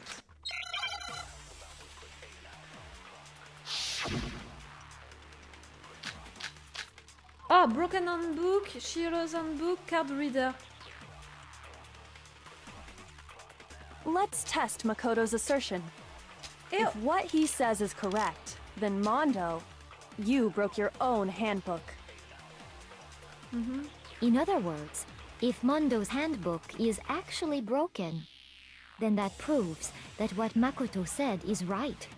Well, my goddamn handbook works just fine. I didn't... Look! Makoto was wrong after all! No. Mondo wouldn't hurt a fly! Okay, so I have to choose the right bullets, but I can only target, you know, when Mondo is talking. Chihiro's handbook or broken handbook or the card reader? No, I don't think that it's the third one. Wait. I think that the right bullet it's Chihiro's Chihiro handbook. I think that what they think is Chihiro handbook, in fact it's Mondo handbook, because Chihiro handbook is broken. How? I think that Chihiro handbook, what they think is Chihiro handbook, in fact it's Mondo's handbook, and Mondo handbook right now, and Mondo right now has Chihiro handbook. I'm gonna try that. Let's test Makoto's assertion. If what he says is correct, then Mondo, you broke your own handbook. In other words, if Mondo's handbook is actually broken, then that proves that what Makoto said is right. Well, my goddamn handbook works just fine. No, it's not that. See? Look! Makoto was wrong after all! No, Mondo because wouldn't what hurt a he's saying that it works just fine. He's saying that it works just fine. The card reader, the broken handbook, or the card reader? The broken handbook or the card reader? You hit the purple line. Ah, no. No, just I did a mistake, no? I hit the purple line? Oh no. So I need to redo it? Well, my goddamn handbook works just fine. No, see, it was not right. Okay, it's not Chihiro handbook. It has to be broken handbook or card reader. Broken handbook, I should have stayed with this one. He's well, saying my it goddamn works. handbook works just fine. Ah, ta mère! See? Ta mère la grosse chouin! That's it, I Makoto missed was it again. wrong I had after all. the Mondo wouldn't the hurt a rose fly! one. Well, my goddamn handbook works just fine. No, that's wrong. Okay, so it was that. It was a broken handbook since the beginning. Language EU. Mondo, the handbook you have right now, is it really yours? No. The fuck is that It's supposed to Chihiro's mean? one. The broken handbook that was in the main hall, isn't that one actually yours? Yes! What the heck are you talking about? What I mean is, I think Mondo swapped his handbook out for one that actually works. I think he took Leon's handbook and replaced it with his own. I thought that he took Chihiro handbook. Okay, it's the same. After all, Monokuma said himself that Leon's handbook never should have broken. That's right! But it's the same punishment it for... suffered wasn't nearly It's enough the to same, destroy it's the exact it. same for Chihiro one. Boy, So then, the Eh. broken handbook in the main hall is actually Mondo's, which would mean that the handbook Mondo has right now is actually Leon's, yes? No matter what, it's not his. But doesn't that violate the school regulation that says loaning out your handbook is prohibited? No, because he's dead. Well, here's how I look at it. But Chihiro was using her own handbook. Yes, during her life, but when she died, he could have switched the handbooks after her death. Me, I thought that it was after her death that he switched the handbook. There is a rule about loaning your handbook to another student, but if they're dead, they're not a student. He switched before she died. How do you know that for sure? After the sauna incident. But he could have waited a little. Ah no, he needed to enter into the boys' locker room. Okay, you're right. He needed to enter into the boys' locker room. It's kind of a gray area, I admit. But no worries. If anything, it just makes things more interesting. As such, I decree that exchanging handbooks with a corpse is not a violation of the rules. Well, Mondo, if I'm wrong about this, you're welcome to say so. You already did it. I'm happy to admit I made a mistake, but... Son of a bitch! You were one of my favorite. What's wrong, bro? Come on! Tell him he's wrong! You are wrong! You have to be wrong! Oh, but that's it. Now Taka is gonna be our enemy. Everything you just said is wrong! You made it all up! Okay, then why don't we look back on this case one more time, from the beginning? Ah, it's That gonna be way, the resume? everything will become the clear, comic book? and we'll all see if I was right or wrong. Comic book moments! Okay. So, our girl took the suit.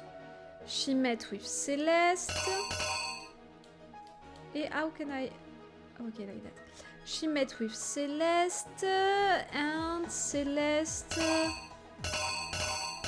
Where is Celeste?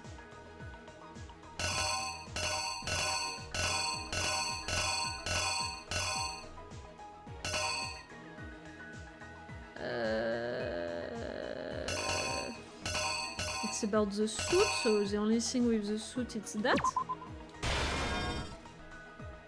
Wait, each time it's into that sense.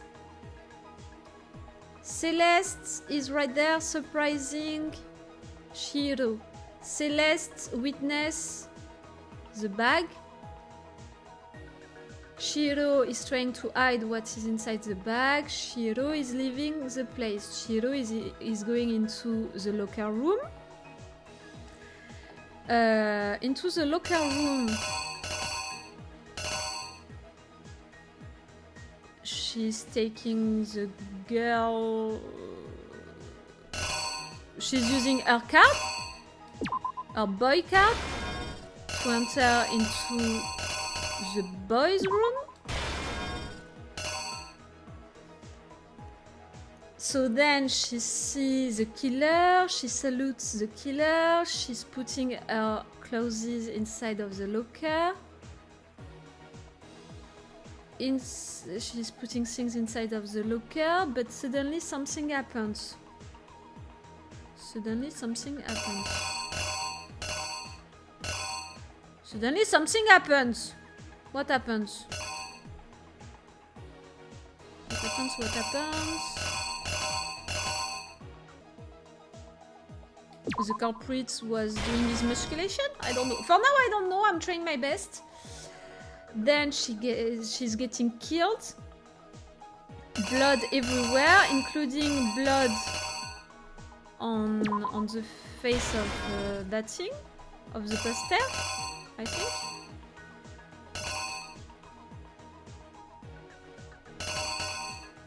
You know, blood everywhere, that thing falling. She's dead. So he's taking the carpet.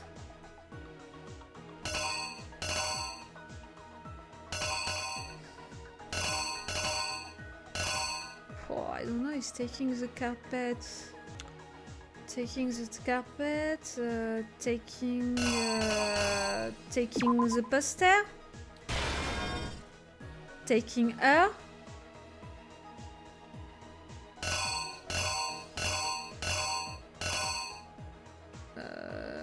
Taking that with blood on it. But no, it's after taking her. No, it's after taking her. Oh, I'm making a lot of mistakes right there. I need to understand. Then you're gonna use the card to go on the girls' room. That it's to go on the girls' room. Or is it right there? Girls' room. To put everything in place. Then we have you discovering everything. You with a rope, you know. Where is the rope? I mean that. Taking care of her, then you're taking her blood to write things. Okay, Act 5. Act 5, it's what? Act 5?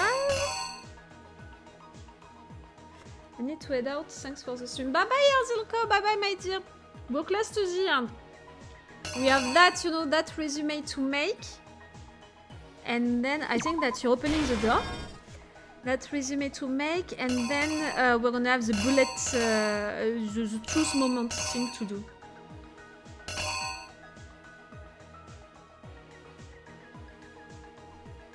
And what you're throwing the card.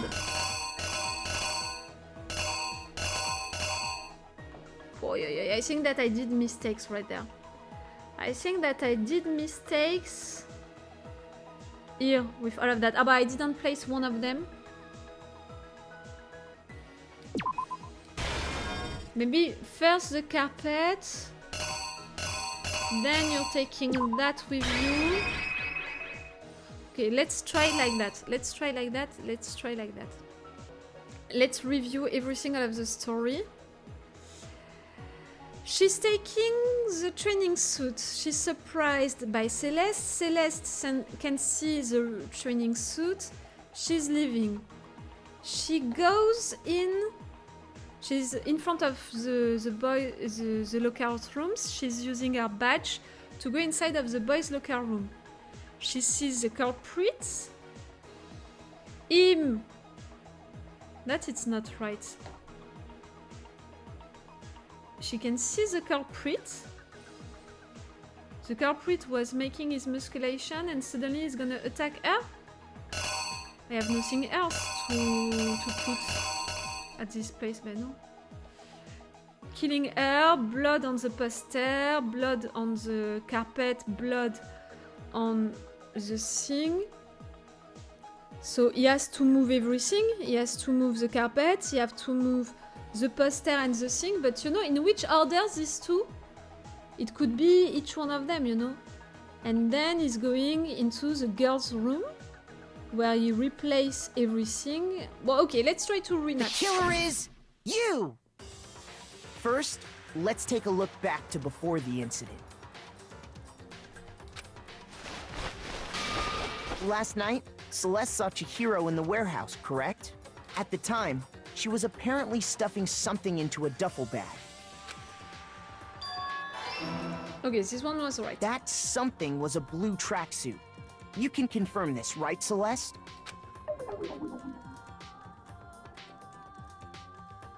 With bag in hand, Chihiro headed out, even though it was officially nighttime. She made her way to the locker room. But how could the victim, who was apparently a girl, access the boys' locker room? She had a good badge. Simple. Because she was really a he. Ah! Which is why he was able to use his own e-handbook to gain entrance to the boys' locker room. Once inside, okay, it's right there that I'm met beginning with to have someone doubts, you know, for that and sequence. And the person he met was the one who killed him. Okay, this one was right. Seems okay, likely cool. that the killer grabbed the nearby And then dumbbell, I have a doubt about in which order do I have to Chihiro, put the thing for the musculation and the poster. That I'm right. And attacked him. That I'm right. And that's where the bloodstains on the poster and carpeting in the boys' locker room came from.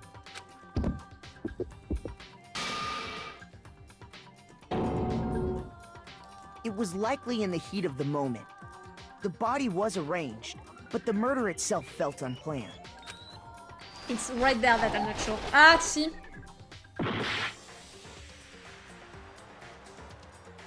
I knew it was right there, my mistake.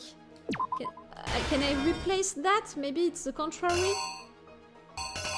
Like that, in that order? Here's exactly what happened!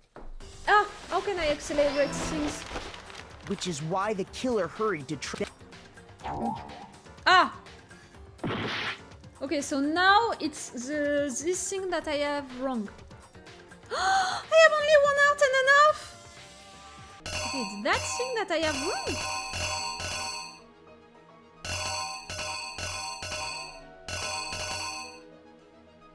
He didn't put the poster back because he was not into the locker room. So maybe it's that, you know?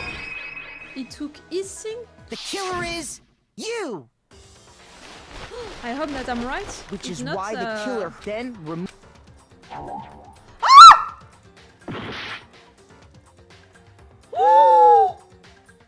Guys, I'm gonna die! Oh wait, I need to make a save. I can't make a save? Ah, I can make a save. I can't make a save! But if it's not that, it's the sauna. That it's to say, what do you have so far? So far I have all of that right. And it's the picture after that one that I don't have. It took the carpet, it took the poster, it took the girl. For me, then he went into the girl's bathroom. For me, all of the rest after that is right. Byakuya used that thing, he wrote the name, he wrote everything, then our boy, you know, opened the door and left the card right there. It's really that one that I don't have. I have only half of an heart. It's that one that I don't have. What are the other options? The sauna and the poster. I don't understand. Because the poster, it would be after that. After the door. Or maybe it's that and then that. Well, the killer is you! Let's try. I'm sorry, little Sigmund. Which is why the killer hurried to try and hide the act. First, pulling up the bloodstained card, then removing the bloody poster. It was that! I had to! And finally carrying the corpse into the girls' locker room. A girl's handbook was I hope necessary that I have to get nothing into else the wrong. locker room, of course. But this alone doesn't prove that the killer was necessarily a girl. After all, Sayaka and Junko's handbooks had been placed in the main hall. Using one of those, a boy could get into the girls' locker room without much problem. Normally it's okay, normally it's exactly okay. how the killer did it. With the carpet and the poster they brought with them, they got to work. They changed the layout of the boys' and girls' locker room in what you might call a crime scene switch. Normally it's okay, the rest is okay. That could have been the end of things. But no, Byakuya discovered the body and decided to intervene in the situation, making things even more complicated. And we still don't know why, if not maybe for Toko to reveal herself. Yes, that's right. I knew that it was right. After stumbling on the crime scene, he went and grabbed the extension cord from the library, and then he got to work. That's right also. He used the cord to string up Chihiro's lifeless body.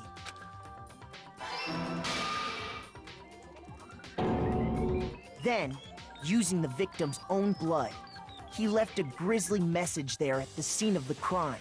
He wanted to create the illusion that Genocide Jack was responsible for the slaughter. Oh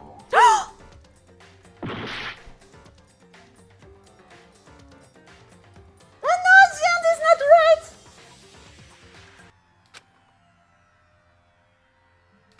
Oh no! They're gonna target me? Okay, can I replay everything? Like, you know, when I'm losing the final fight? Is this really the end for all of us? Ah, yes, I want to give it another shot. I refuse to give up yet! Okay, now I know what I have to do normally. Oh, and I have all of my arts back? Oh, but in fact, it's better. Okay, I have to redo everything. Pim pam poom, ta ti ta ti ta. The boy right there, it's what? I can't remember. Wait. It's the card reader thing. Right there, up. And she's entering into the boy's room. She can see the guy. The guy is making a musculation thing. Okay, musculation.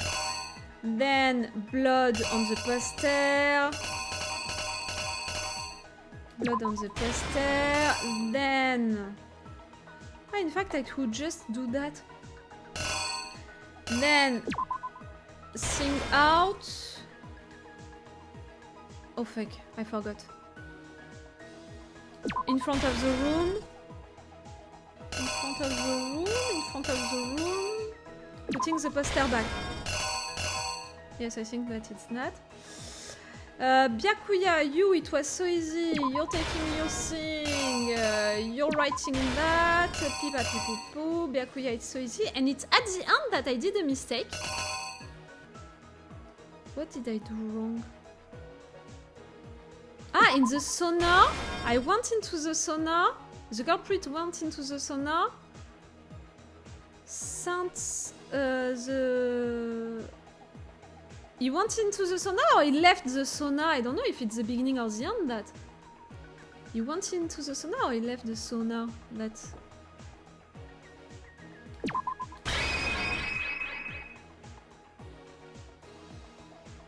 in that order? What do I have left? It's not... ah, it can be the card also. Right there, he's sending the card, he's acting weird. So maybe right there he's leaving the sauna. And right there he has the card, he's throwing it. And then he's leaving the sauna.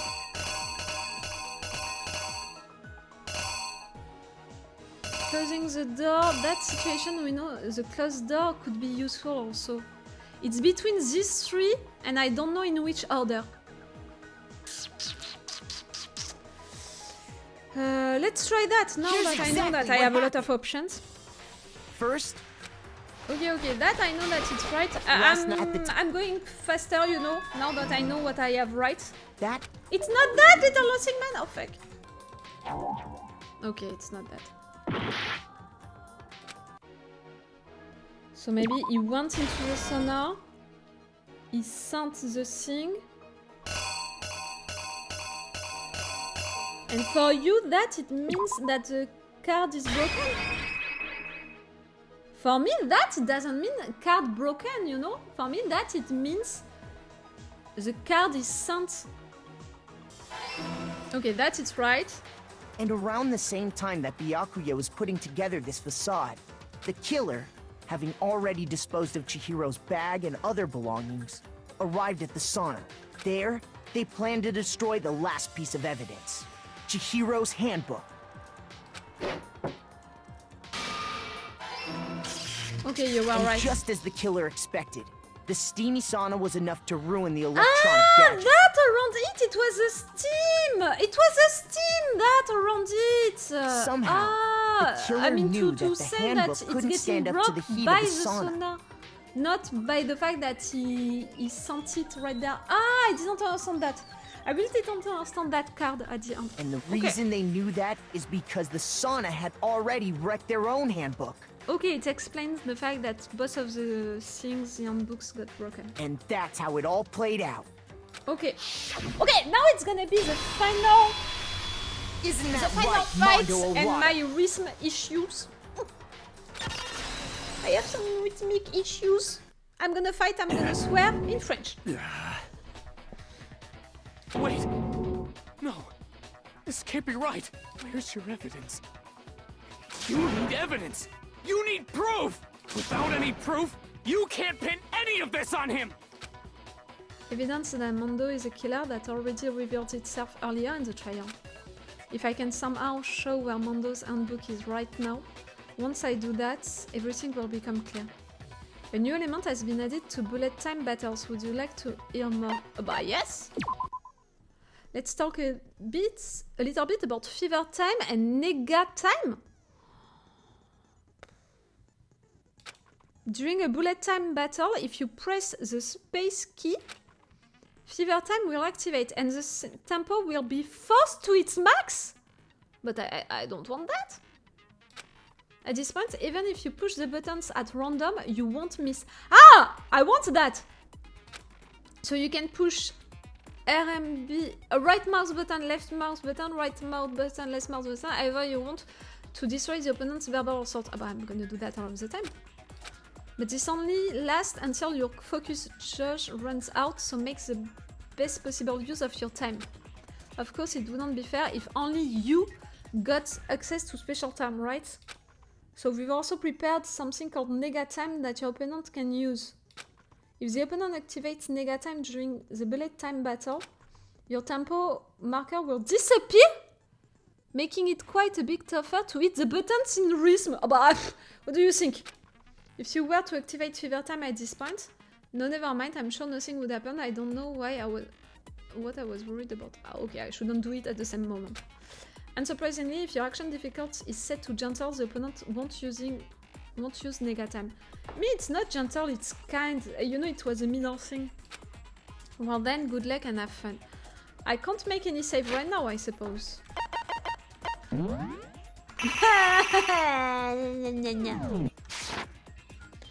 Okay, let's go for my rhythm issues.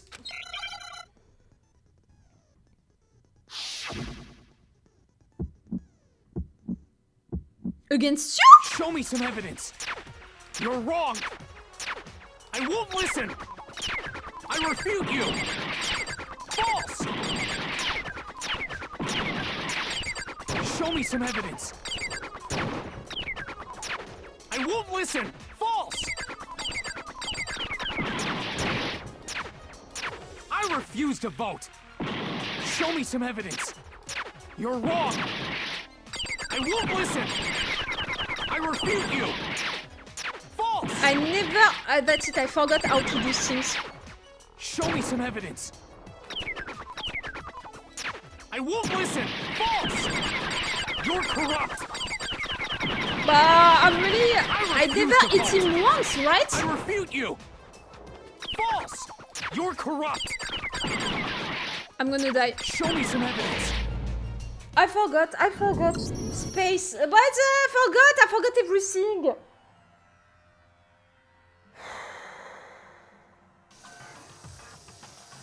Yeah! I forgot everything about how to do everything. That's it. Pipa pipa poo. Give me another try.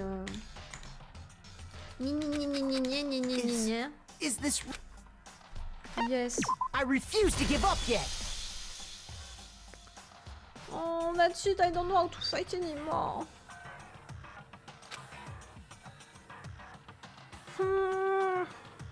No, that's it. I heard them.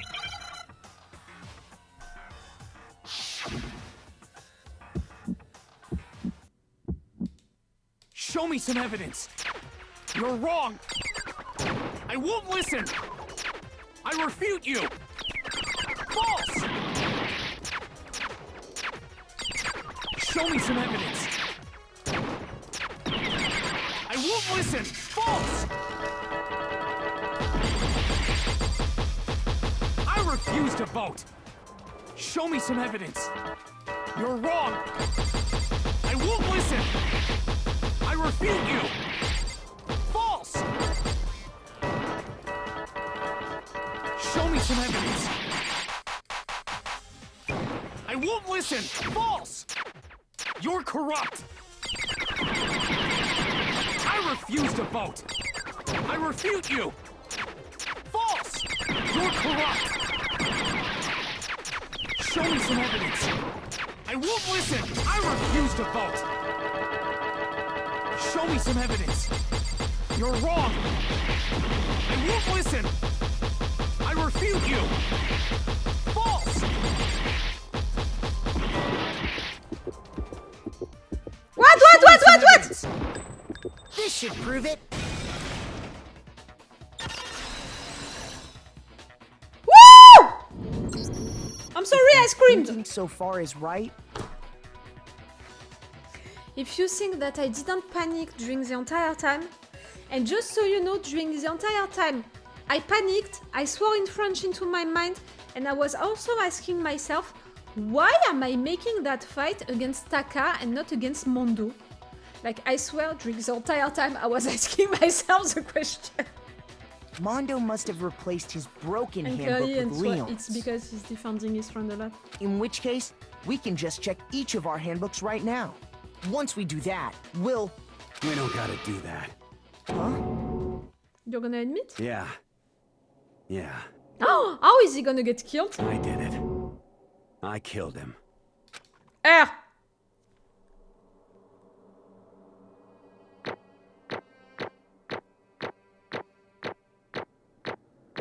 I did better than last time! I did better than for the first trial. But I have as much coins, okay. Bro, what are you saying? I got no choice, man. After hearing all that, I gotta just... give up. Go ahead, Monokuma. Get it over with. Oh. Ask for the goddamn verdict. Roger that! Wait! Hold on! Oh, you're crying, Taka. No waiting, no holding on. Time for the moment we've all been waiting for. Grab your lever and give it a yank! Who will you elect as the Blackened this time around? Will you make the right choice or the dreadfully wrong one? What's it gonna be? What's it gonna be? She will be avenged, yes.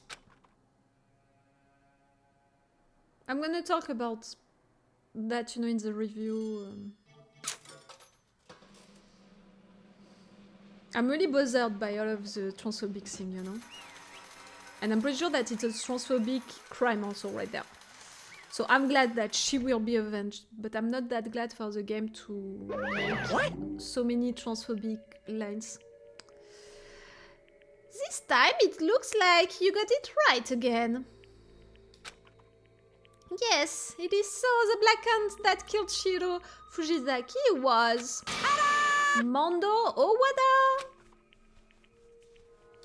Unbelievable. In case you're wondering, the vote was not anonymous.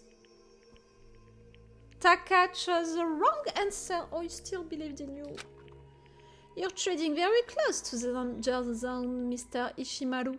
You need to be more careful. What? I refuse to believe it. There's no way he would kill someone. Sorry. What is this? Why are you apologizing? Why? Why did you do it? Otaka, you're crying as hell. Now then. Well, it looks like Mondo's taken a vow of silence, so allow me to explain on his behalf. Actually... The story of the murder this time is a sad story of a man and a trans woman. But for anyone who doesn't really want to hear it, you can hit the left control key to fast forward the text. No, let me hear about that transphobic crime. Anyway, there was once a young boy. I don't know if you're talking about Mondo or about Chihiro, so let's go with that. Okay, and her name was Chihiro Fujizaki. She had an extreme inferiority complex regarding her own lack of strength. You're so weak even though you're a boy. You're a girl. She'd heard things like that as long as she could remember, and she couldn't overcome her weakness. On the contrary, she tried to hide and buried herself further and further into that weakness.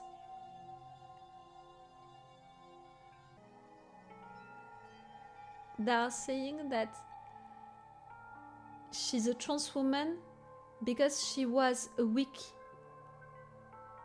guy, you know, when she was young. All of the trans women, in fact, are weak boys who are trying to... La putain de ta mère. To take on the fragile form of a petite young girl. She had chosen that as our way out. Monokuma explanation, it's really when boys are weak, to hide the fact that they are weak, you know, because they can't do anything about it, they prefer to become trans women, to define themselves as trans women because they are ashamed of the fact that they are weak boys.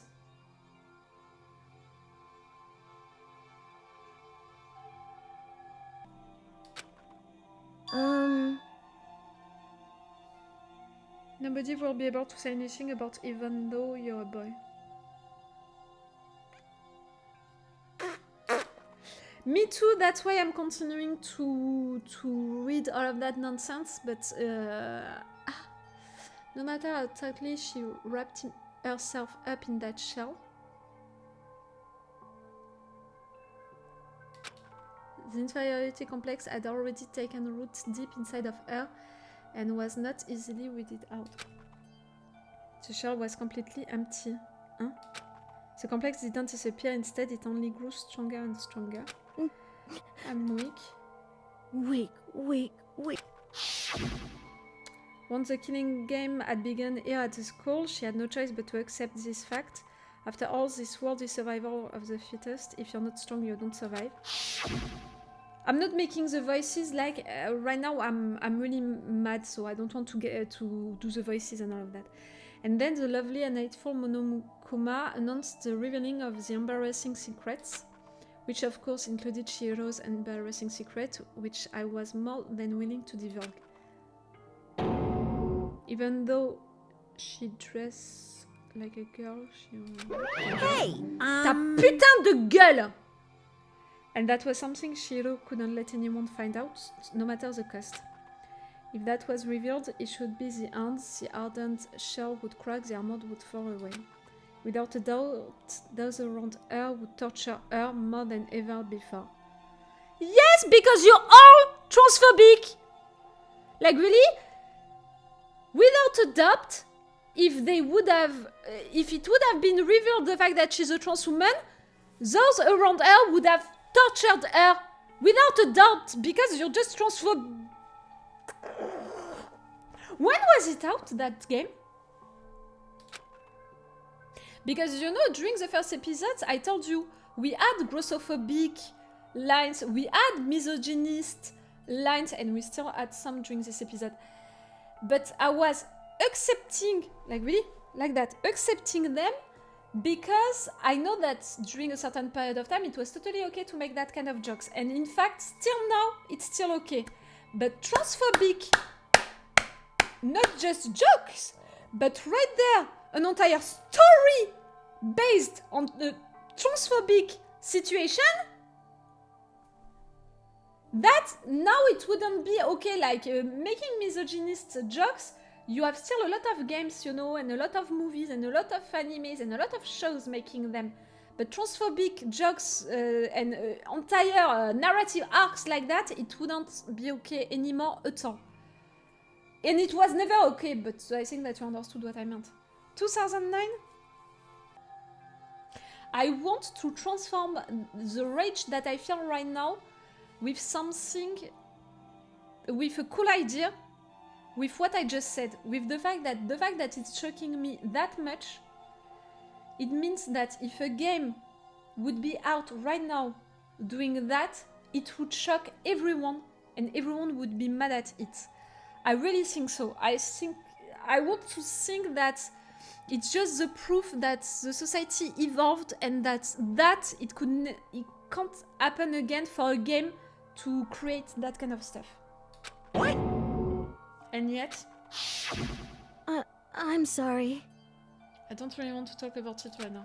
But I also don't want to leave things the way they are, so maybe I can talk about it later. Yes, she wanted to talk about it later. She was ready to open herself up. After I tried my best to become strong, then I can tell everyone. Because she knew that she would have to defend herself in front of all of you. Annoyingly, she used the threat of discovery to motivate herself to become stronger.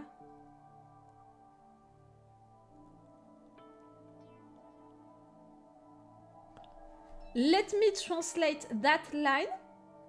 what the game is telling you since the beginning is the fact that she became a trans woman because she was a young boy and she couldn't accept it.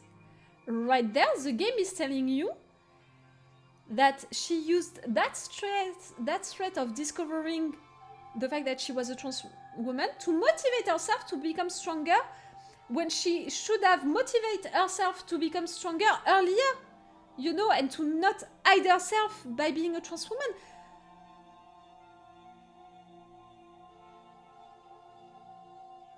I'm beyond rage right now.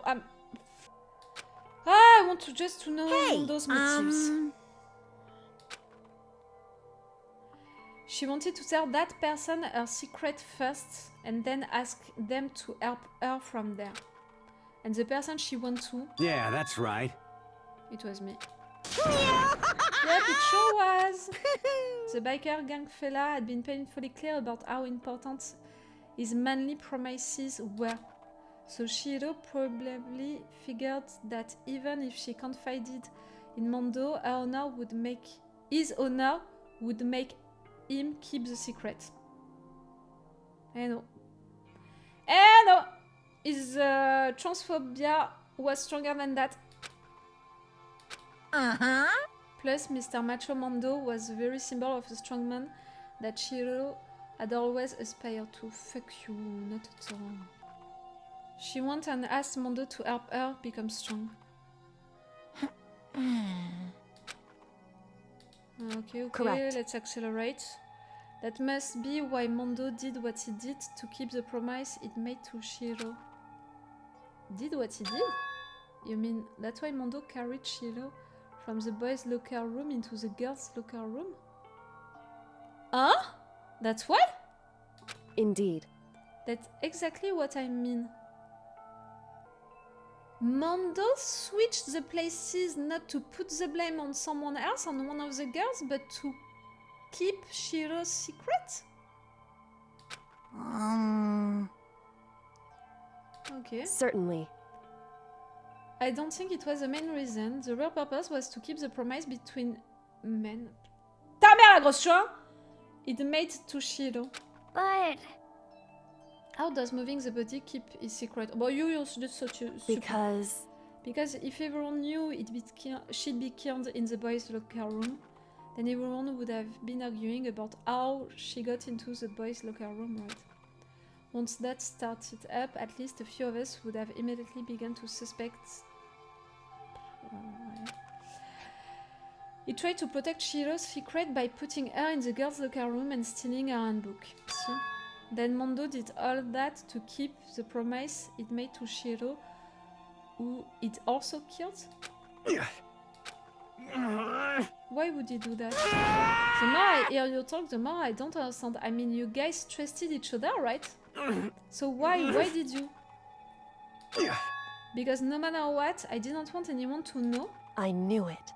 So that's what triggered it after all. Ah, it was really for you to not have your secret getting discovered. Why did he kill her? Yes! Jesus Christ! Because of his secret. What is this? That's impossible. Nothing could have been that bad. Something he didn't want anyone to know, even if it meant killing someone. You're wrong! It's impossible. In fact, he just saw right there an opportunity. Don't make me repeat myself. He was isolated with her, so he just saw an opportunity. It was not a transphobic crime. Oh, but thank you, at least you're giving us that. How many times must I repeat myself? No, that's it, I don't want to make the voices, like really the end of this chapter is making me mad. I don't want to make voices anymore. To judge others by your own standard is the height of folly. Even if you can't comprehend it, he obviously can. That's all there is to it. What is his secret? While we're on the subject, why don't I tell you? That embarrassing memory, that secret he didn't want anyone to know. Hey, You know what Mondo did? He killed his own brother. Ah, yes, he talked about his brother. Mondo, the ultimate biker gang leader, makes all the hoodlums and riffraff across the country tremble But the only reason he had the chance to join the gang in the first place was because of a certain someone. Mondo's older brother's name was Daya Owada. Mondo had nothing but respect for him. It was because of Daya that Mondo ever got on a motorcycle. Mondo's brother was his only family growing up. He was the only one Mondo could trust or respect. He wanted to measure up to his big brother, so he imitated him in everything he did. Mondo was the epitome of the starry-eyed kid brother. Meanwhile, the charismatic older brother had put together a local motorcycle gang, and before anyone knew it, it had grown into the biggest biker gang in the country. Daya, the older brother, #1 in the gang, and his #2 is younger brother, Mondo. In the beginning, everything was peaches and gravy. But when Mondo started to think about how he would have to take over the gang from his brother someday, his brother's greatness, his reputation began to gnaw on Mondo's very soul. Okay, really, by ambition, he killed his own brother. And by opportunity, he killed Chihiro. The kid is gonna take over for Daya, huh? Daya created this gang with his bare hands. Mondo is just along for the ride. Can someone like that really be our leader? Oh, okay, like that. Almost every day, Mondo heard the gossip and whispers of the other members of the gang, which is why I just... gotta get stronger than Daya. Just one time. No matter what, I gotta... Don't fuck with me! I don't care what it takes, I gotta come out on top. And on the night of his amazing brother's retirement ceremony, Mondo challenged him to a street race. Ah, so it was during a race, but during the race, tragedy struck. The kid brother pushed ahead with reckless abandon, eager for victory, and dashed into oncoming traffic. But suddenly, his brother saved him. Ah, so it's not really that he killed his brother. It's more that his older brother sacrificed himself for his little brother. He didn't kill him. Laying in his kid brother's arms, the elder brother delivered his final words. "My bad, kid. I fucked up. Sorry." Of course, he knew it was his brother's fault. Okay, it's his fault at the beginning, but in fact, he didn't do it himself. Like, you know, it was not intentional or anything like that. But Daya never blamed him for what happened. Hey kids, the rest is up to you. No matter what, you gotta keep the gang together. Because it's this team, you and me, put together. It's a promise between men. Ah, okay. That's why it was counting that much for him. He decided to hide the truth of what happened from everyone else in the gang in order to keep the gang together and keep the promise to his brother. He could never admit to anyone that it was his own weakness that had caused the accident. And as a result, the team was made even stronger under the banner of the kid who'd bested his big brother. As soon as our killing game began, he realized, no matter how tough he pretended to be, he was just another weakling that could die in an instant. And then the lovely, the hateful Monokuma announced the revealing of the embarrassing secrets. At that point, it was clear I could have no problem shedding light on his secrets. Mondo killed his own older brother. No matter what, I couldn't let the other gang members find out. If that happened, everything would have been ruined. Yes, you were more worried about people outside knowing the truth. Everything me and my brother had worked to create would have been destroyed. His death, all the guilt I've been carrying around, it all would have been for nothing. So that's why I... Mondo? After I saw what Monokuma had on me, my head filled up with a kind of fuzzy uneasiness and just started swirling around. I never felt like anything like this. Okay, you killed her, that's it. I'm accelerating stuff, you know, it's the end of the night. It was right around then that Chihiro asked me to start working out with her. And right there, she told me her secrets. Seriously, Jesus? I'm sorry. I'm sorry, I lied to you. But why? Why now? Why are you telling me this all of a sudden? Huh? Because, I mean, you've kept that secret all this time, right? If anyone found out, you would. But... You're right, but... I want to change. I wrap myself in lies. I'm weak. I want to destroy that version of me.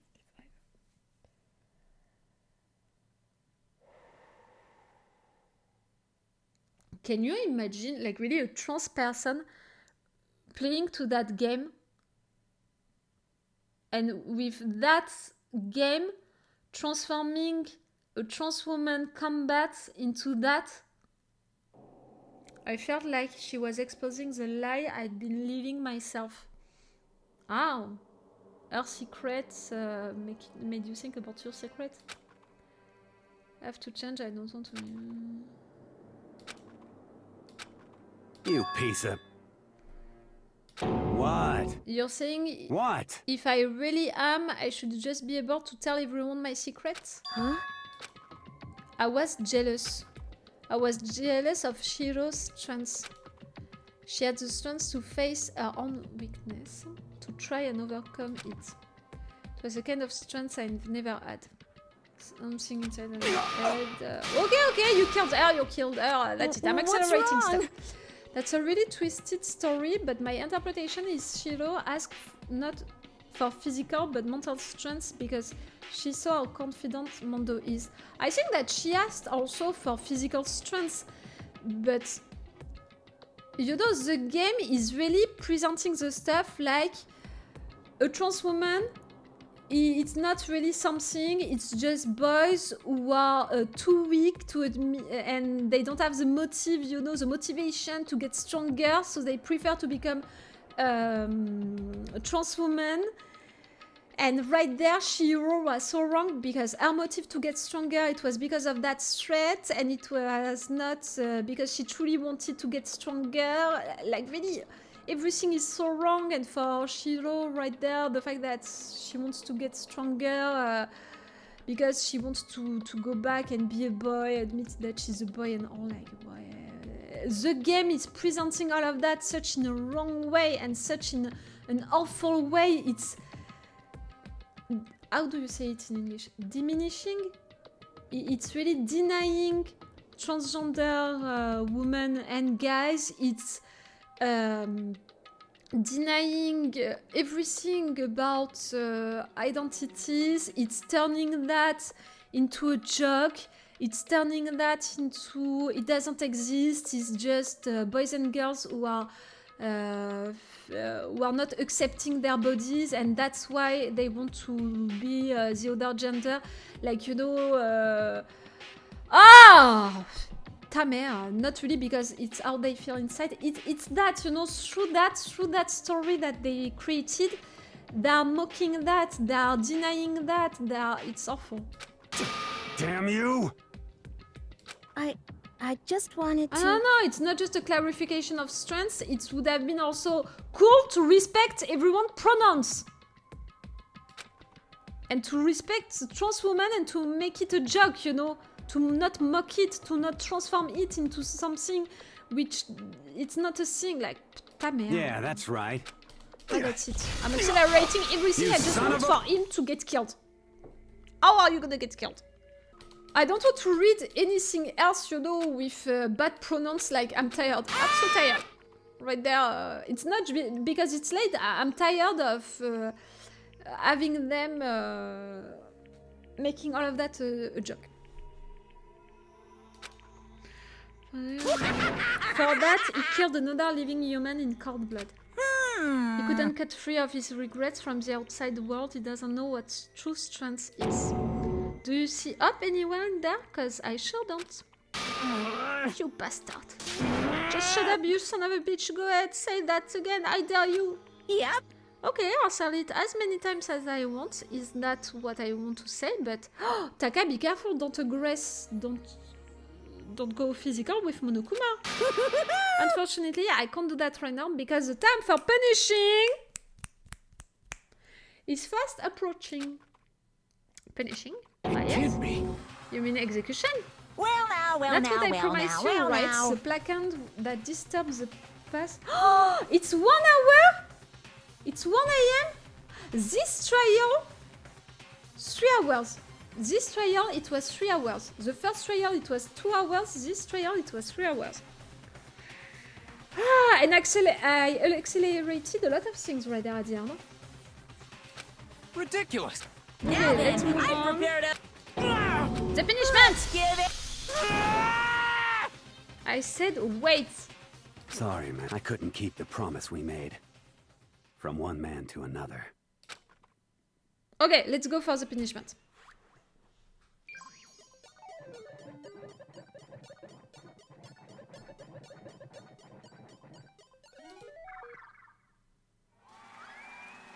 It's gonna be what? With the moto? They're gonna ride on him again and again? Okay, we have a moto situation.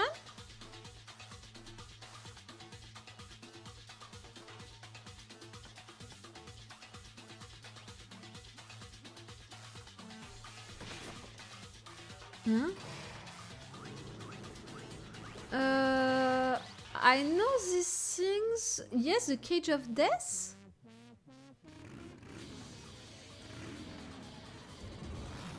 You're putting Mondo inside of the cage of death with his motor. You're getting out. And then what?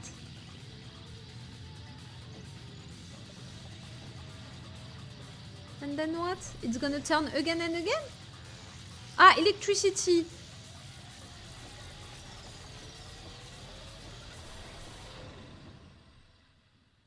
Ew.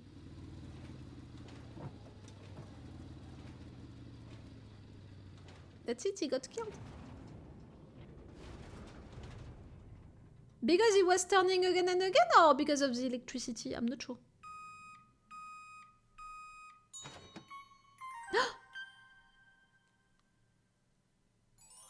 Mondo butter? They made butter with Mondo? Ah, okay. That's a punishment. Okay, I'm gonna stop right there, guys. And we'll continue on Friday.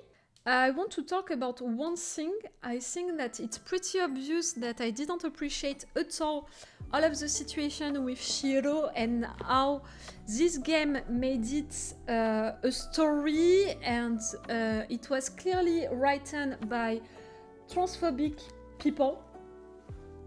Really.